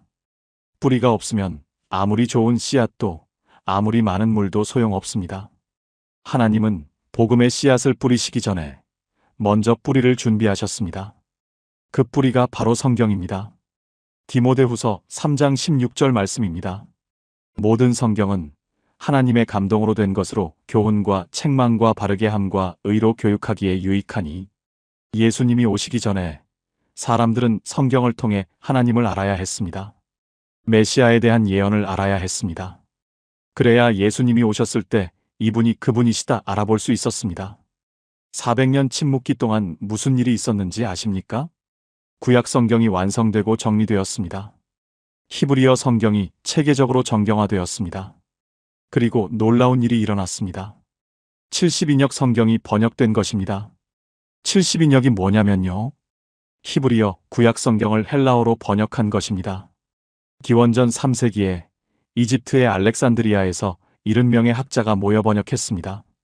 그래서 70인역이라고 부릅니다. 이것이 왜 중요하냐면요. 유대인들만 히브리어를 알았습니다. 하지만 헬라어는 모든 사람이 알았습니다. 70인역이 나오면서 이방인들도 구약 성경을 읽을 수 있게 되었습니다. 이방인들도 아브라함의 이야기를, 모세의 이야기를, 메시아 예언을 알게 되었습니다. 그래서 예수님이 오셨을 때 이미 이방인들 중에도 성경을 아는 사람들이 있었습니다. 사도행전에 나오는 에디오피아 내시처럼요. 그는 이방인이었지만 이사야서를 읽고 있었습니다. 빌립이 그에게 복음을 전하자 바로 믿었습니다. 성경이라는 뿌리가 이미 있었기 때문입니다. 강원도에 사시는 70대 초반의 권사님이 계십니다. 이 권사님이 손자 이야기를 해주셨어요. 손자가 초등학교 3학년인데 작년에 교회를 처음 나왔대요. 엄마 아빠가 불신자라서 아이도 교회를 몰랐어요. 그런데 할머니 집에 놀러 왔다가 교회를 따라왔어요. 처음에는 그냥 친구들이랑 노는 게 좋아서 온 거였대요. 그런데 몇 달 지나니까 손자가 달라지기 시작했대요. 집에서 성경을 읽더래요. 밥 먹기 전에 기도를 하더래요. 부모가 깜짝 놀랐대요. 너 왜 그래? 누가 시켰어? 손자가 대답했대요. 아무도 안 시켰어. 나 예수님 믿으니까. 성경에서 배웠어. 부모가 처음에는 어이없어 했대요. 애가 무슨 종교를 믿어? 그런데 손자가 계속 기도하고 성경 읽고 교회 가니까 부모가 슬슬 관심이 생기더래요. 얘가 뭘 배우길래 저러지? 성경이라는 게 뭐가 있길래? 올해 부활절에 손자 부모가 처음으로 교회에 나왔대요. 아들을 따라서. 권사님이 우시면서 그러셨어요. 목사님, 제가 아들한테 전도하면 안 들었어요. 근데 손자가 성경 읽는 거 보고 아들이 마음이 열린 거예요. 성경이 뿌리가 되니까 거기서 싹이 나오더라고요. 여러분, 하나님은 뿌리를 먼저 심으시는 분입니다. 400년 동안 성경을 완성하시고 번역하시고 퍼뜨리셨습니다. 그래서 예수님이 오셨을 때 사람들이 알아볼 수 있었습니다. 지금도 마찬가지입니다. 여러분이 드리는 기도, 여러분이 읽는 말씀, 여러분이 나누는 간증, 그것이 누군가에게 뿌리가 되고 있습니다. 당장은 열매가 안 보여도 뿌리는 자라고 있습니다. 그 뿌리가 충분히 깊어지면 반드시 싹이 나옵니다. 함께 기도하시겠습니까? 하나님 아버지, 주님은 뿌리를 먼저 심으시는 분이십니다. 400년 동안 성경을 준비하셔서 복음의 기초를 놓으셨습니다. 제가 읽는 말씀, 제가 드리는 기도가 뿌리가 되게 하옵소서. 제 가족의 마음에, 제 주변 사람들의 마음에 말씀의 뿌리를 내려주옵소서. 때가 되면 반드시 싹이 나올 것을 믿습니다. 예수님의 이름으로 기도합니다. 아멘. 6가지 비밀을 나누었습니다. 길을 닦으시고, 언어를 준비하시고, 장소를 세우시고, 갈망을 키우시고, 시간을 계산하시고, 뿌리를 내리셨습니다. 이제 마지막 7번째 비밀입니다. 400년 침묵이 끝나고 드디어 그 순간이 왔을 때 하나님이 어떻게 말씀하셨는지 들어보시겠습니까? 7번째 완벽한 때를 기다리셨습니다. 여러분, 400년입니다. 아무리 길어도 400년입니다. 언젠가는 끝이 납니다. 언젠가는 침묵이 깨집니다. 문제는 언제입니다. 하나님은 아무 때나 예수님을 보내신 게 아닙니다. 모든 것이 준비되었을 때 완벽한 때에 보내셨습니다. 갈라디아서 4장 4절 말씀입니다.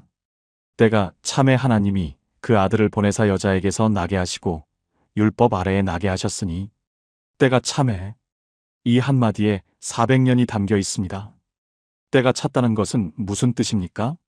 로마의 도로가 완성되었습니다. 길이 준비됨. 헬라어가 전 세계에 퍼졌습니다.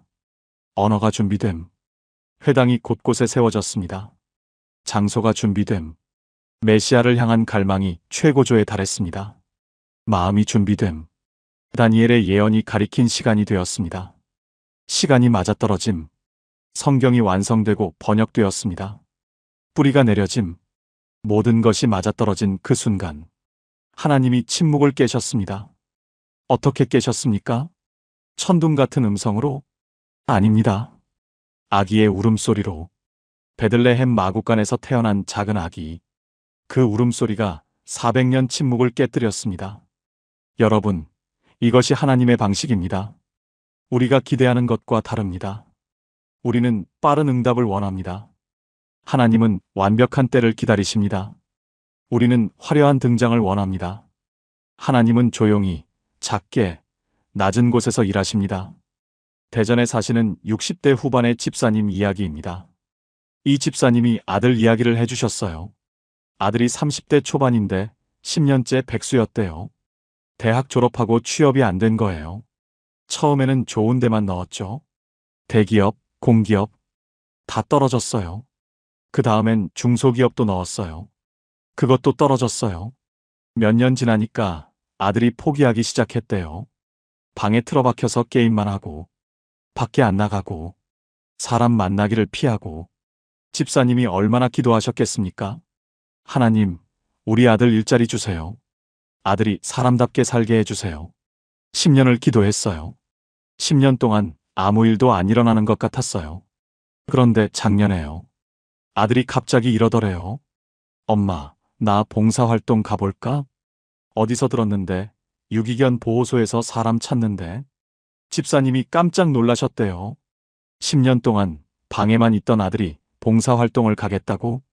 그래, 가봐. 아들이 유기견 보호소에서 봉사를 시작했어요. 일주일에 1번, 2번. 점점 자주 가더래요. 거기서 아들이 달라지기 시작했대요. 강아지들을 돌보면서 뭔가 보람을 느꼈나 봐요. 표정이 밝아지고 말도 많아지고. 그러다가 보호소 원장님이 아들한테 물어봤대요.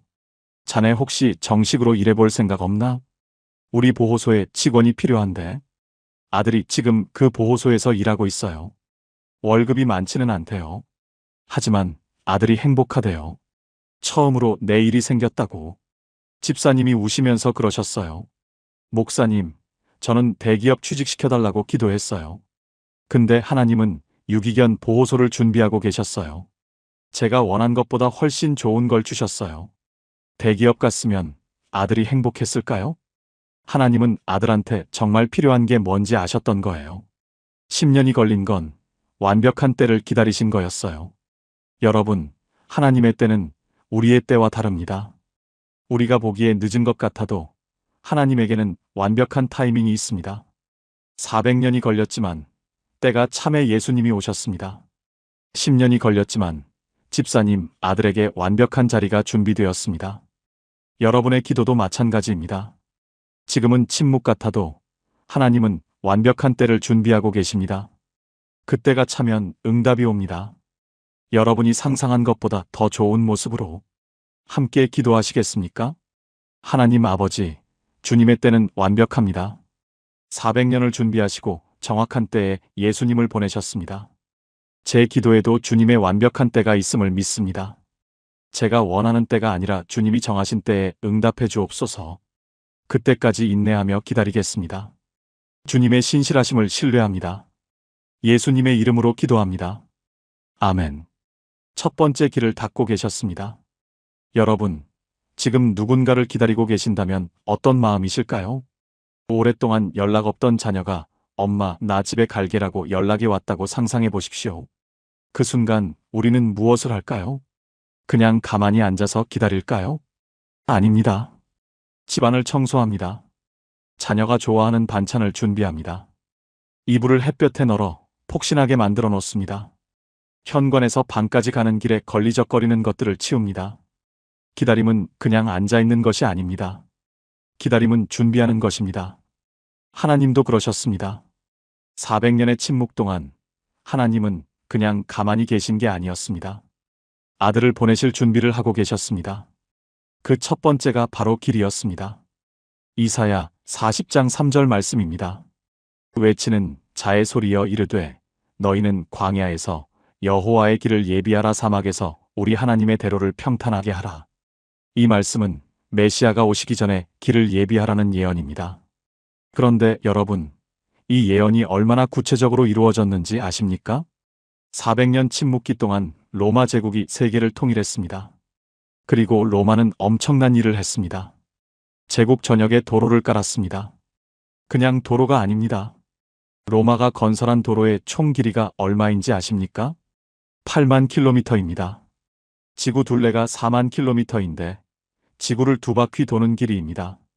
이 도로들은 모두 로마로 통했습니다. 모든 길은 로마로 통한다는 말이 여기서 나온 겁니다. 그런데 여러분, 이상하지 않습니까? 하나님이 왜 로마 제국을 일으키셨을까요? 이스라엘을 지배하는 이방 나라를 왜 허락하셨을까요? 바로 이 도로 때문이었습니다. 예수님의 제자들을 생각해 보십시오. 갈릴리 어부 출신의 베드로가 어떻게 로마까지 갔습니까? 바울은 어떻게 소아시아, 그리스, 로마를 다니며 복음을 전했습니까? 로마에 도로가 있었기 때문입니다. 로마가 깔아놓은 그 길 위로 복음이 달렸습니다. 로마는 제국의 영광을 위해 도로를 깔았지만 하나님은 복음을 위해 그 도로를 사용하셨습니다. 로마는 자기들 군대가 다닐 줄 알았는데 그 길 위로 사도들이 다녔습니다. 로마는 황제의 칙령이 전해질 줄 알았는데 그 길 위로 예수 그리스도의 복음이 전해졌습니다. 제가 아는 한 집사님 이야기를 나누고 싶습니다. 대구에 사시는 60대 후반의 집사님이신데 남편분이 사업 실패로 8년 전에 집을 나가셨어요. 빚쟁이들 피해서 떠나신 거였죠. 집사님은 혼자 남아서 그 빚을 하나씩 갚아나가셨습니다. 식당에서 일하시고 새벽에는 청소일도 하시면서 8년 동안 매일 기도하셨대요. 하나님, 남편을 다시 데려와 주세요. 가정을 회복시켜 주세요. 그런데 아무 일도 일어나지 않았습니다. 남편에게서 연락도 없고 어디 사는지도 모르고 집사님은 저한테 이렇게 말씀하셨어요. 목사님, 하나님이 제 기도를 안 들으시는 것 같아요. 8년이에요. 아무것도 안 바뀌었어요. 그런데 작년 가을이었습니다. 집사님, 아들이 취직을 했어요. 좋은 회사에 들어갔는데 첫 월급을 타자마자 엄마한테 드리러 왔대요. 엄마, 이젠 내가 벌 테니까 엄마는 좀 쉬어. 아들이 그 말을 하는데 집사님이 눈물이 쏟아지셨대요. 그리고 보니까요. 8년 동안 아무 일도 안 일어났다고 생각했는데 아들이 잘하고 있었던 거예요. 힘든 엄마를 보면서 아들이 속으로 결심하고 있었던 거예요. 나는 꼭 성공해서 엄마 편하게 해드려야지. 집사님이 빚 갚느라 고생하시는 동안 하나님은 아들의 마음에 효심을 심고 계셨던 거예요. 집사님이 울면서 저한테 그러셨어요. 목사님, 하나님이 침묵하신 게 아니었어요. 제가 못 보는 곳에서 길을 닫고 계셨던 거예요. 지금 여러분의 기도에 응답이 없는 것 같습니까? 아무것도 안 바뀌는 것 같습니까? 하나님은 지금 길을 닫고 계신 겁니다. 여러분이 모르는 곳에서 여러분이 보지 못하는 방식으로 응답이 도착할 길을 준비하고 계십니다. 로마가 8만 킬로미터 도로를 까는데 200년이 걸렸습니다. 하나님의 준비에는 시간이 걸립니다. 하지만 그 길이 완성되는 날 응답은 달려올 것입니다. 함께 기도하시겠습니까? 하나님 아버지, 저는 지금 기다림의 시간 속에 있습니다. 아무것도 바뀌지 않는 것 같아 막막할 때가 많습니다. 하지만 오늘 깨닫습니다. 주님은 침묵하신 게 아니라 길을 닫고 계셨습니다.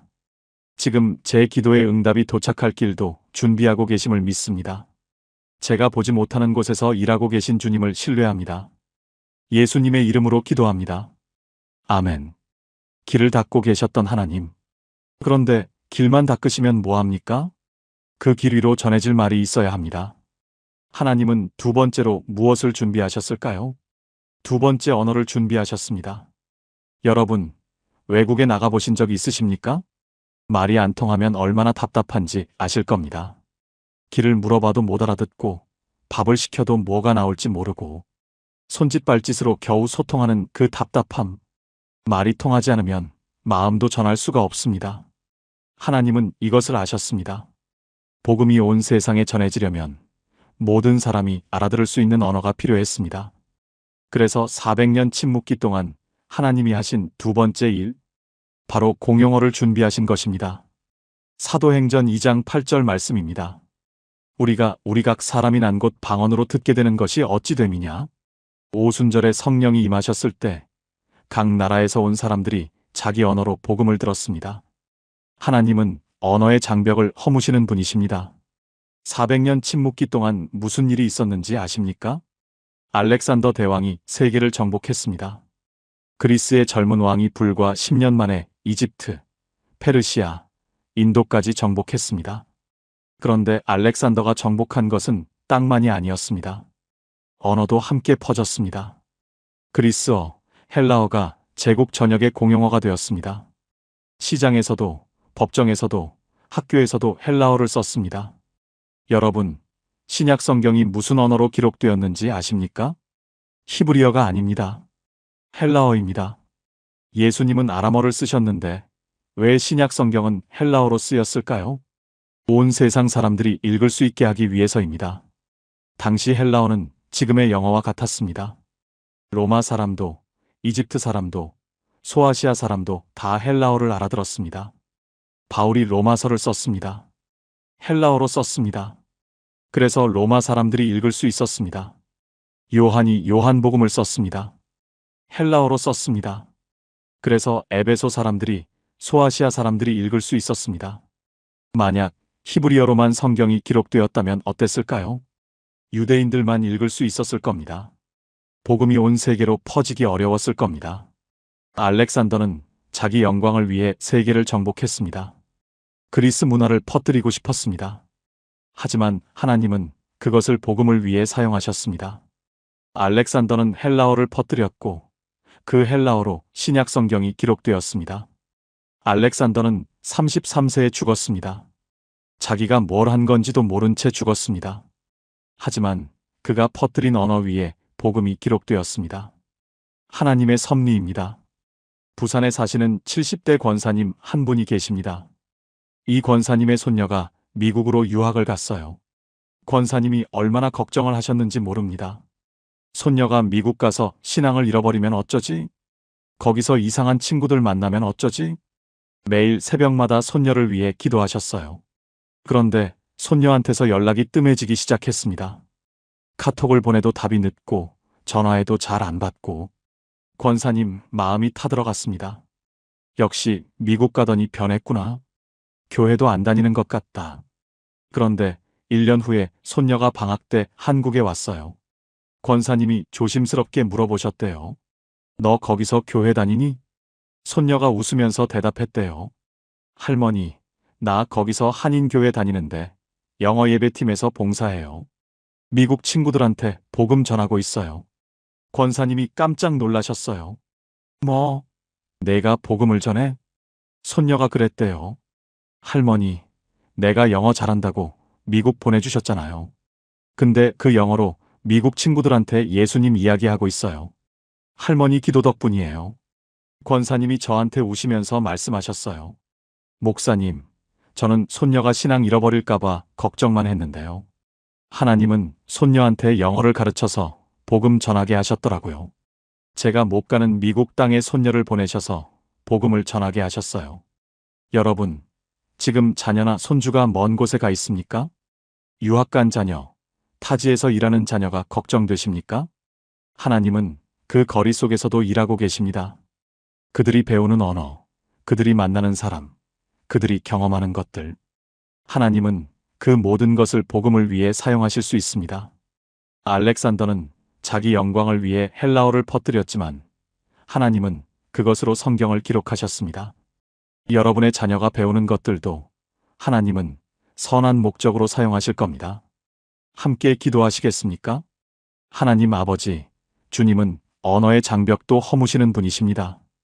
알렉산더의 정복을 복음의 도구로 사용하신 주님, 저의 자녀들, 손주들이 배우는 것들도 주님의 손에 맡깁니다. 그들이 가는 곳마다 주님이 함께 하셔서 그들의 입술로 복음이 전해지게 하옵소서.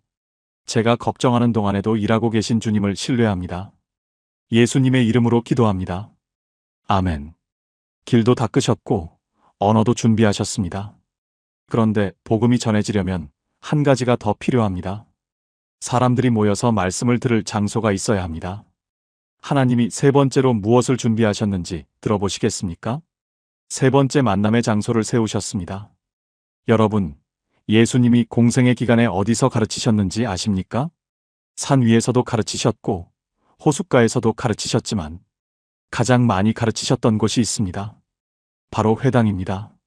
누가복음 4장 16절 말씀입니다. 예수께서 그 자라나신 곳 나사렛에 이르사 안식일에 자기 규례대로 회당에 들어가서 성경을 읽으려고 서심해 예수님은 규례대로 회당에 가셨습니다. 습관처럼 당연하게 회당에 가셨습니다. 그리고 거기서 말씀을 가르치셨습니다.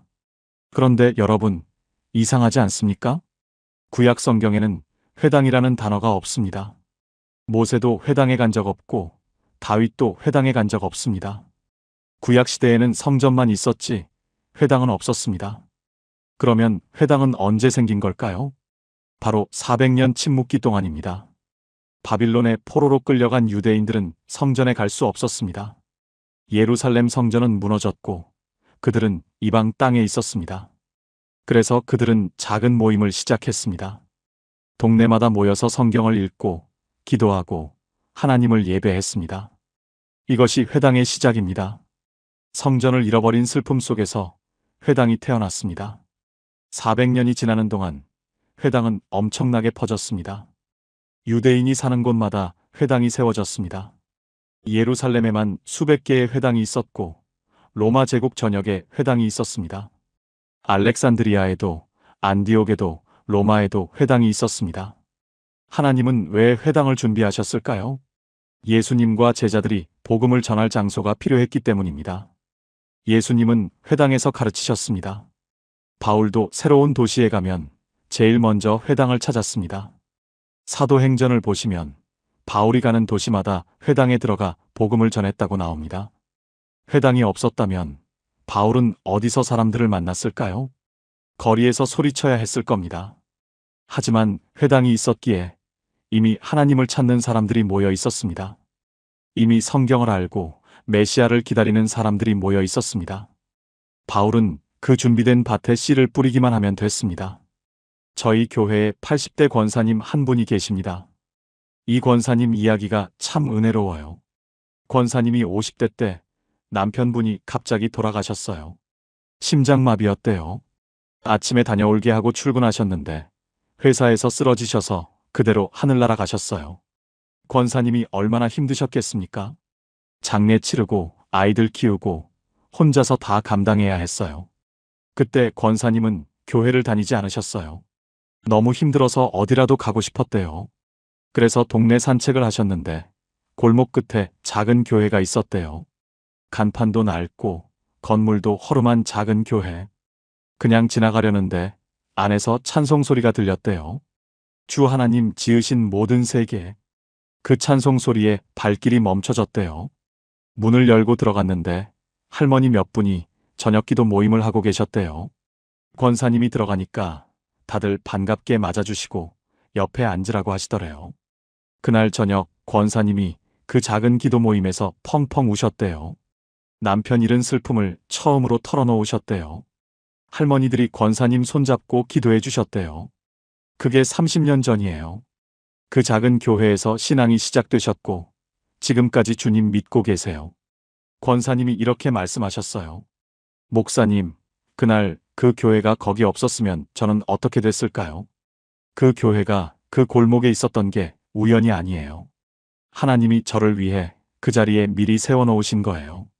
여러분, 하나님은 만남의 장소를 준비하시는 분입니다. 400년 동안 회당을 세우셔서 예수님과 제자들이 복음 전할 장소를 준비하셨습니다. 지금도 하나님은 누군가를 위해 교회를, 기도 모임을, 성경 공부 모임을 준비하고 계십니다. 여러분이 기도하는 그 가족, 아직 교회 안 다니는 그 자녀, 하나님은 그들을 위한 만남의 장소를 이미 준비하고 계실 겁니다. 어느 날 그들이 지나가다가 들어가게 될 교회, 우연히 만나게 될 믿음의 친구, 하나님은 지금 그것을 세우고 계십니다. 함께 기도하시겠습니까? 하나님 아버지, 주님은 만남의 장소를 예비하시는 분이십니다. 저를 위해서도 이 교회를 준비해 주셨음을 감사합니다. 지금 아직 주님을 모르는 제 가족들을 위해 기도합니다. 그들이 주님을 만나게 될 장소를 주님이 이미 세우고 계심을 믿습니다. 그때가 속히 오기를 간절히 기다립니다. 예수님의 이름으로 기도합니다. 아멘. 길도 닦으시고 언어도 준비하시고 장소도 세우셨습니다. 그런데 하나님은 한 가지를 더 준비하셨습니다. 이건 밖에 있는 게 아니라 사람들 마음 안에 있는 것입니다. 네 번째 비밀 들어보시겠습니까? 네 번째 갈망을 키우셨습니다. 여러분, 배가 고플 때 먹는 밥이 더 맛있지 않습니까? 목이 마를 때 마시는 물이 더 달지 않습니까? 간절할수록 받았을 때의 기쁨은 커집니다.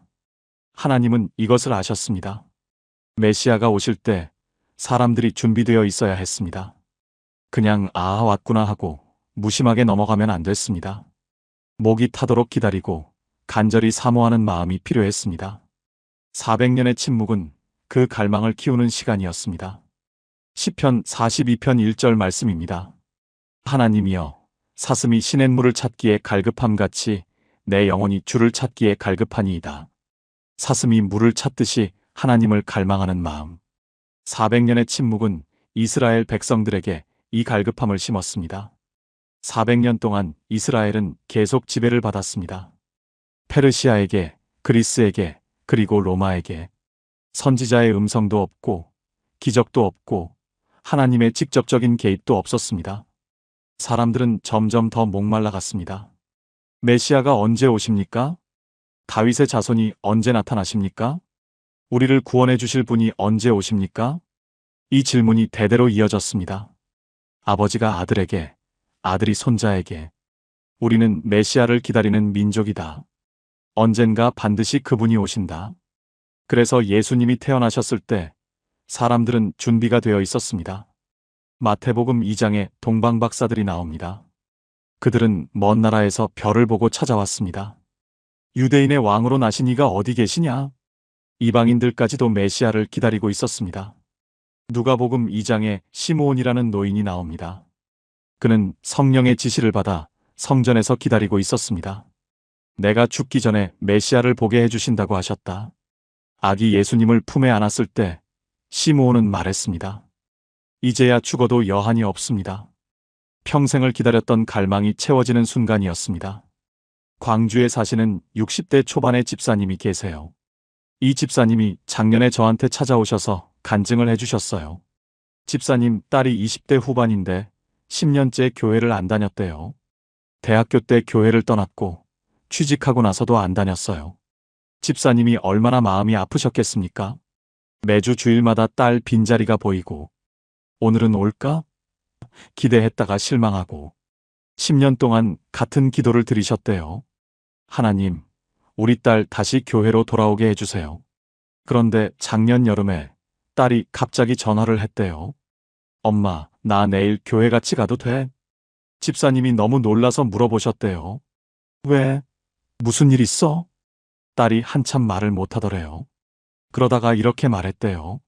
엄마, 나 요즘 너무 힘들었어. 뭔가 채워지지 않는 게 있어. 친구들 만나도 일해도 영화 봐도 다 허전해. 그런데 이상하게 자꾸 하나님 생각이 나. 어릴 때 교회 다닐 때가 자꾸 생각나. 그날부터 딸이 다시 교회를 다니기 시작했대요.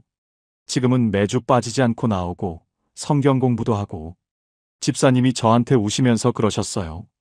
목사님, 10년 동안 제 기도가 안 들린 줄 알았어요. 근데 아니었어요. 하나님이 10년 동안 우리 딸 마음에 갈망을 심고 계셨던 거예요. 교회 안 다니는 동안에도 마음 한편에 빈자리를 만들어 놓으셨던 거예요. 그 빈자리가 너무 커져서 결국 다시 하나님을 찾게 된 거예요. 여러분, 지금 자녀가 교회를 떠나 있습니까? 배우자가 하나님을 믿지 않습니까? 하나님은 지금 그들의 마음에 갈망을 키우고 계실지 모릅니다. 세상 것으로는 채워지지 않는 빈자리, 뭔가 허전하고 뭔가 부족한 그 느낌. 하나님은 그 갈망이 충분히 커질 때까지 기다리고 계십니다. 그리고 때가 되면 그들이 스스로 하나님을 찾게 될 것입니다. 400년의 침묵이 이스라엘의 갈망을 키웠듯이 함께 기도하시겠습니까? 하나님 아버지, 주님은 사람의 마음에 갈망을 심으시는 분이십니다. 400년 동안 메시아를 사모하는 마음을 키우셨던 주님. 지금 아직 주님을 모르는 제 가족들의 마음에도 갈망을 심어주옵소서. 세상 것으로 채워지지 않는 빈자리를 느끼게 하시고 결국 주님을 찾게 하옵소서. 그때까지 포기하지 않고 기도하겠습니다. 예수님의 이름으로 기도합니다. 아멘.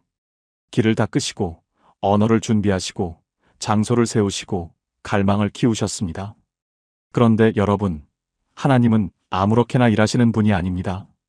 정확한 계획과 시간표가 있습니다. 5번째 비밀, 정말 놀라운 이야기입니다. 5번째 시간을 계산하셨습니다. 여러분, 하나님이 대충 일하시는 분이라고 생각하십니까? 적당히 때가 되면 보내야지 하시는 분이라고 생각하십니까? 아닙니다. 하나님은 정확하신 분입니다. 1초도 어긋나지 않게 일하시는 분입니다. 다니엘 9장 25절 말씀입니다. 그러므로 너는 깨달아 알지니라. 예루살렘을 중건하라는 영이 날 때부터 기름 부음을 받은 자, 곧 왕이 일어나기까지 7이레와 62이레가 지날 것이요. 이 말씀이 무슨 뜻인지 아십니까? 다니엘은 메시아가 오실 정확한 시간을 예언한 것입니다. 7이레와 62이레. 이것을 계산해 보겠습니다. 7 더하기 62 합해서 69이레입니다. 1에는 7년을 의미합니다. 69 곱하기 7은 483년입니다. 예루살렘을 중건하라는 영이 날 때부터 483년이 지나면 메시아가 오신다는 예언입니다. 역사를 확인해 보십시오. 페르시아의 아닥사스다 왕이 예루살렘 성벽 재건을 허락한 것이 기원전 445년입니다. 거기서 483년을 더하면 언제가 됩니까? 정확히 예수님이 공생애를 시작하신 시기입니다. 500년 전에 예언된 시간표대로 정확하게 메시아가 오셨습니다. 이것이 우연이라고 생각하십니까? 500년이라는 세월이 1년도 안 틀리고 맞아떨어졌습니다. 하나님은 시간을 계산하시는 분입니다. 대충 그때쯤이 아니라 정확히 그 해, 그 달, 그날에 일하시는 분입니다. 제가 아는 집사님 한 분이 계십니다. 인천에 사시는 50대 후반의 집사님인데요. 이 집사님이 15년 전에 큰 수술을 받으셨어요. 자궁에 혹이 생겨서 수술해야 했는데 수술비가 없으셨어요. 남편은 실직 상태였고 아이들은 학교 다니고 있었고 당장 수술비 2천만 원이 없었어요. 집사님이 얼마나 기도하셨는지 모릅니다. 하나님, 어떻게 해야 합니까? 수술 안 하면 안 되는데 돈이 없습니다.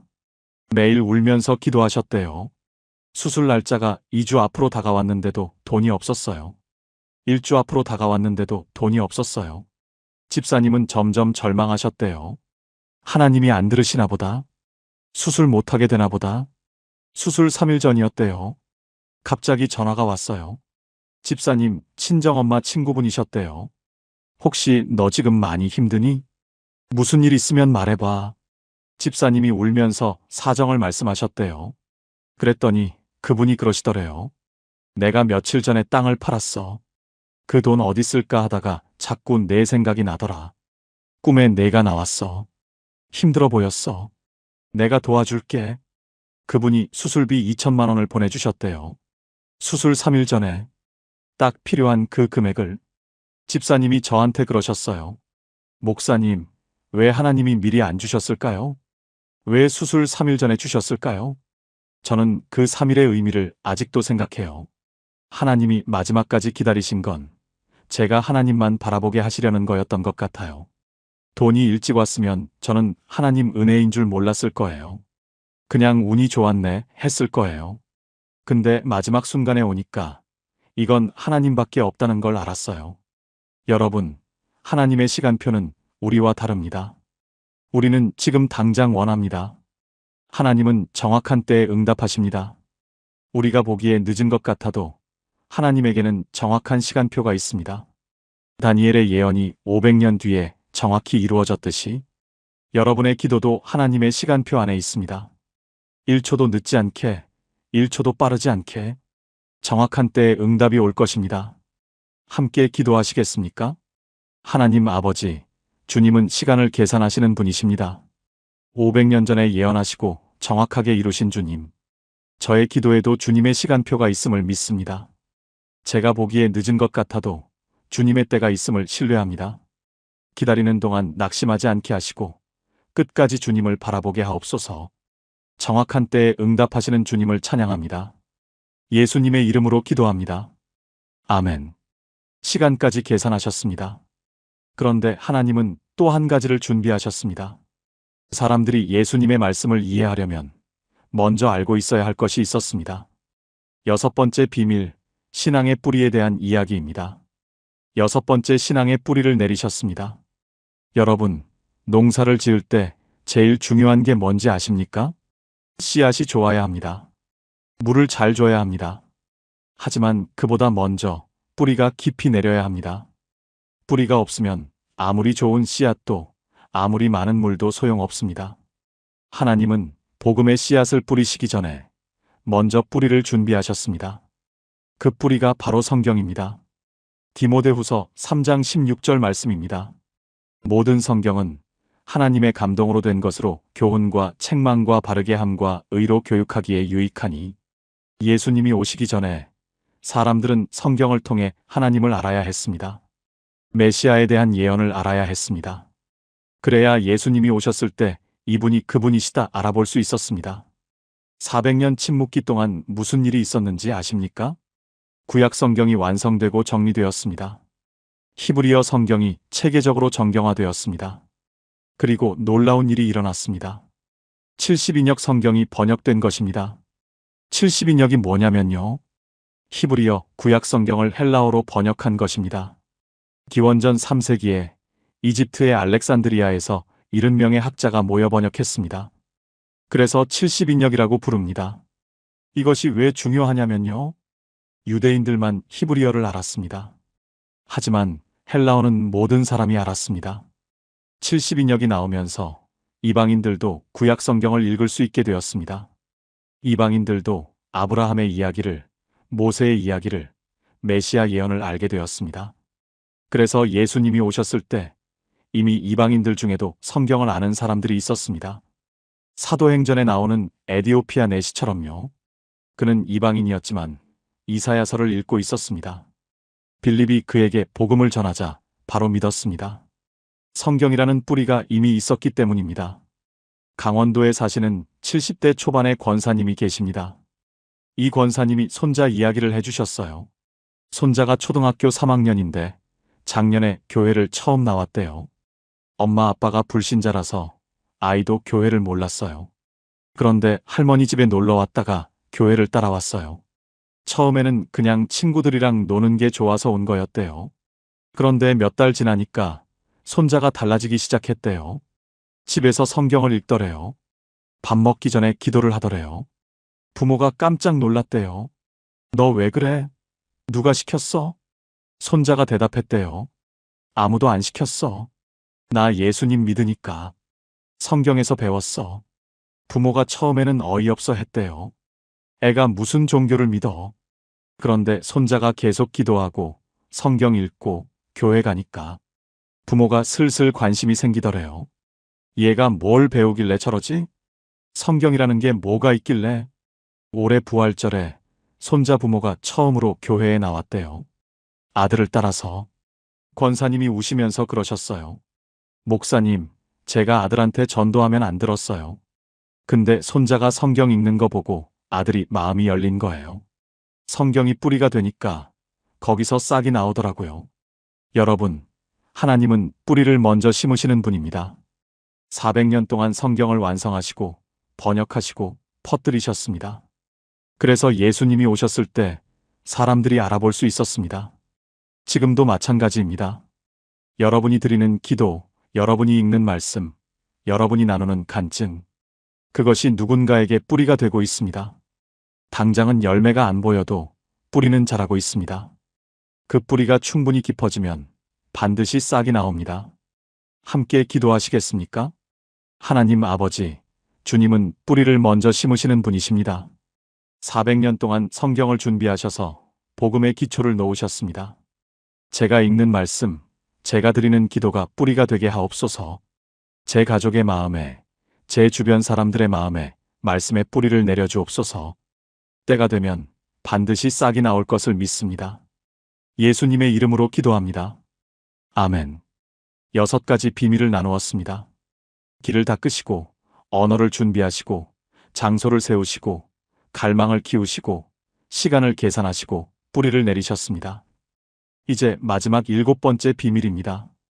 400년 침묵이 끝나고 드디어 그 순간이 왔을 때 하나님이 어떻게 말씀하셨는지 들어보시겠습니까? 7번째 완벽한 때를 기다리셨습니다. 여러분, 400년입니다. 아무리 길어도 400년입니다. 언젠가는 끝이 납니다. 언젠가는 침묵이 깨집니다. 문제는 언제입니다. 하나님은 아무 때나 예수님을 보내신 게 아닙니다.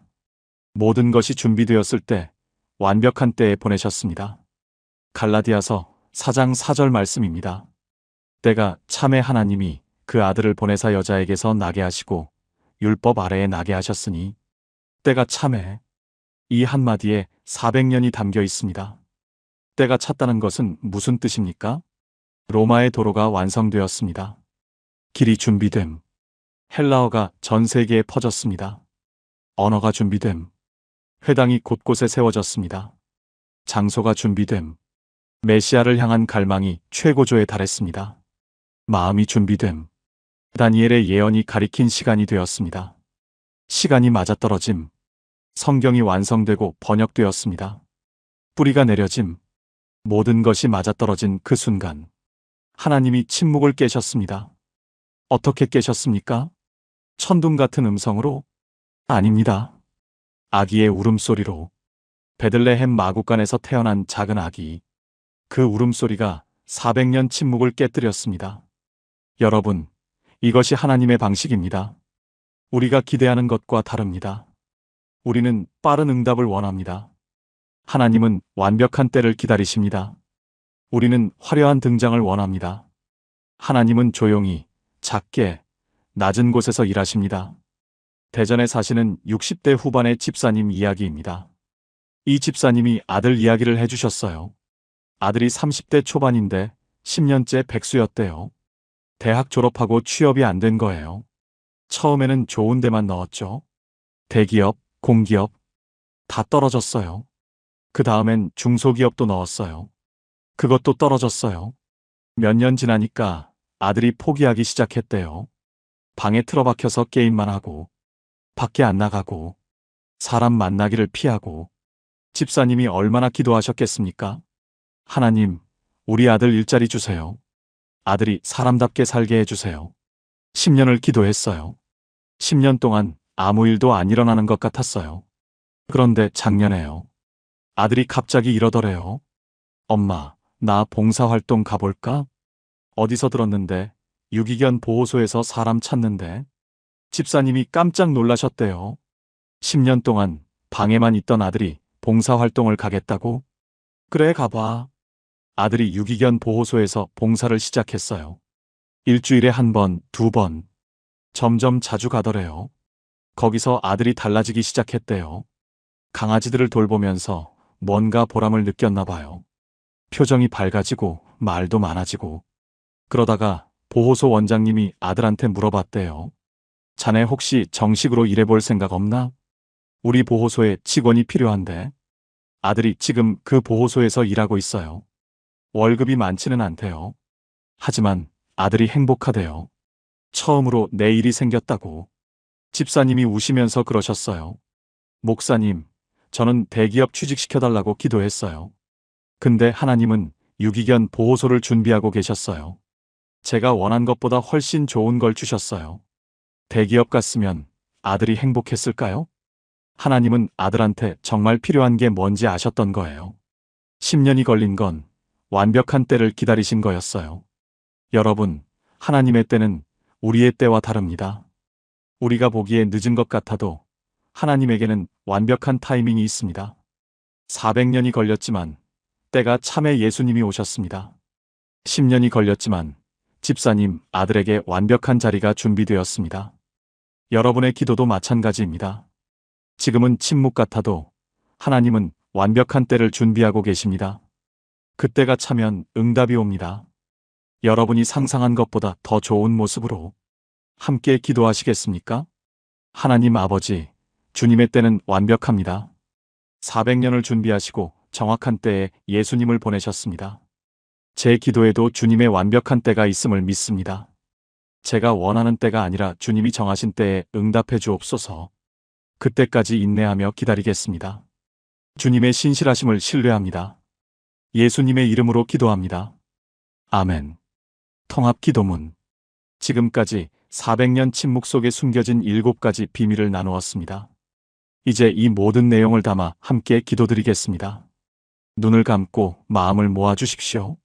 전능하신 하나님 아버지, 오늘 400년의 비밀을 통해 주님의 마음을 깨닫게 하셔서 감사합니다. 침묵하신 것이 아니라 준비하고 계셨음을 알았습니다. 길을 닦으시고 언어를 준비하시고 만남의 장소를 세우시고 갈망을 키우시고 시간을 계산하시고 뿌리를 내리시고 완벽한 때를 기다리셨습니다. 그 모든 준비 끝에 예수 그리스도를 보내주셨습니다. 지금 제 삶에도 똑같이 일하고 계심을 믿습니다. 제가 보지 못하는 곳에서 길을 닦고 계십니다. 제가 알지 못하는 방식으로 준비하고 계십니다. 제 기도에 응답하실 완벽한 때를 정해놓으셨습니다. 하나님, 저의 기다림을 붙들어 주옵소서. 조급해하지 않게 하시고 낙심하지 않게 하시고 포기하지 않게 하옵소서. 400년을 기다린 이스라엘 백성들처럼 저도 끝까지 주님을 신뢰하겠습니다. 때가 차면 반드시 응답하실 줄 믿습니다. 제가 상상한 것보다 더 좋은 방식으로 이루어 주실 줄 믿습니다. 오직 주님만 바라봅니다. 오직 주님만 의지합니다. 살아계신 예수 그리스도의 이름으로 기도드립니다. 아멘. 마무리. 오늘 우리는 400년 침묵의 비밀을 함께 열어보았습니다. 첫째, 하나님은 길을 닦고 계셨습니다. 둘째, 언어를 준비하고 계셨습니다. 셋째, 만남의 장소를 세우고 계셨습니다. 넷째, 갈망을 키우고 계셨습니다. 다섯째, 시간을 계산하고 계셨습니다. 여섯째, 신앙의 뿌리를 내리고 계셨습니다. 일곱째, 완벽한 때를 기다리고 계셨습니다. 400년의 침묵은 침묵이 아니었습니다. 가장 치밀한 준비의 시간이었습니다. 사랑하는 여러분, 지금 여러분의 기도에 응답이 없는 것 같습니까? 하나님이 침묵하시는 것 같습니까? 아닙니다. 하나님은 지금 여러분을 위해 일하고 계십니다. 눈에 보이지 않는 곳에서 귀에 들리지 않는 방식으로 길을 닫고 때를 준비하고 계십니다. 400년을 준비하신 하나님이십니다. 여러분의 기도에 반드시 응답하실 겁니다. 지금 기도 응답을 기다리고 계신 분은 댓글에 기다립니다라고 남겨주세요. 여러분이 기다리는 그 기도 제목 함께 댓글에 적어주셔도 좋습니다. 무엇이든 좋습니다. 여러분의 솔직한 고백 하나하나가 다른 분들에게는 큰 용기가 됩니다. 그리고 이 영상이 도움이 되셨다면 지금 이 말씀이 필요한 분들에게 공유해 주세요. 여러분의 작은 나눔 하나가 누군가에게는 생명의 말씀이 될 수 있습니다. 하나님의 침묵 뒤에는 언제나 놀라운 준비가 있습니다. 여러분의 기다림 끝에도 반드시 응답이 있을 것입니다. 그날까지 포기하지 마십시오. 하나님은 신실하신 분이십니다. 여러분의 기도 하나님이 듣고 계십니다. 듣고 계십니다. 듣고 계십니다. 듣고 계십니다. 듣고 계십니다. 듣고 계십니다. 듣고 계십니다. 듣고 계십니다.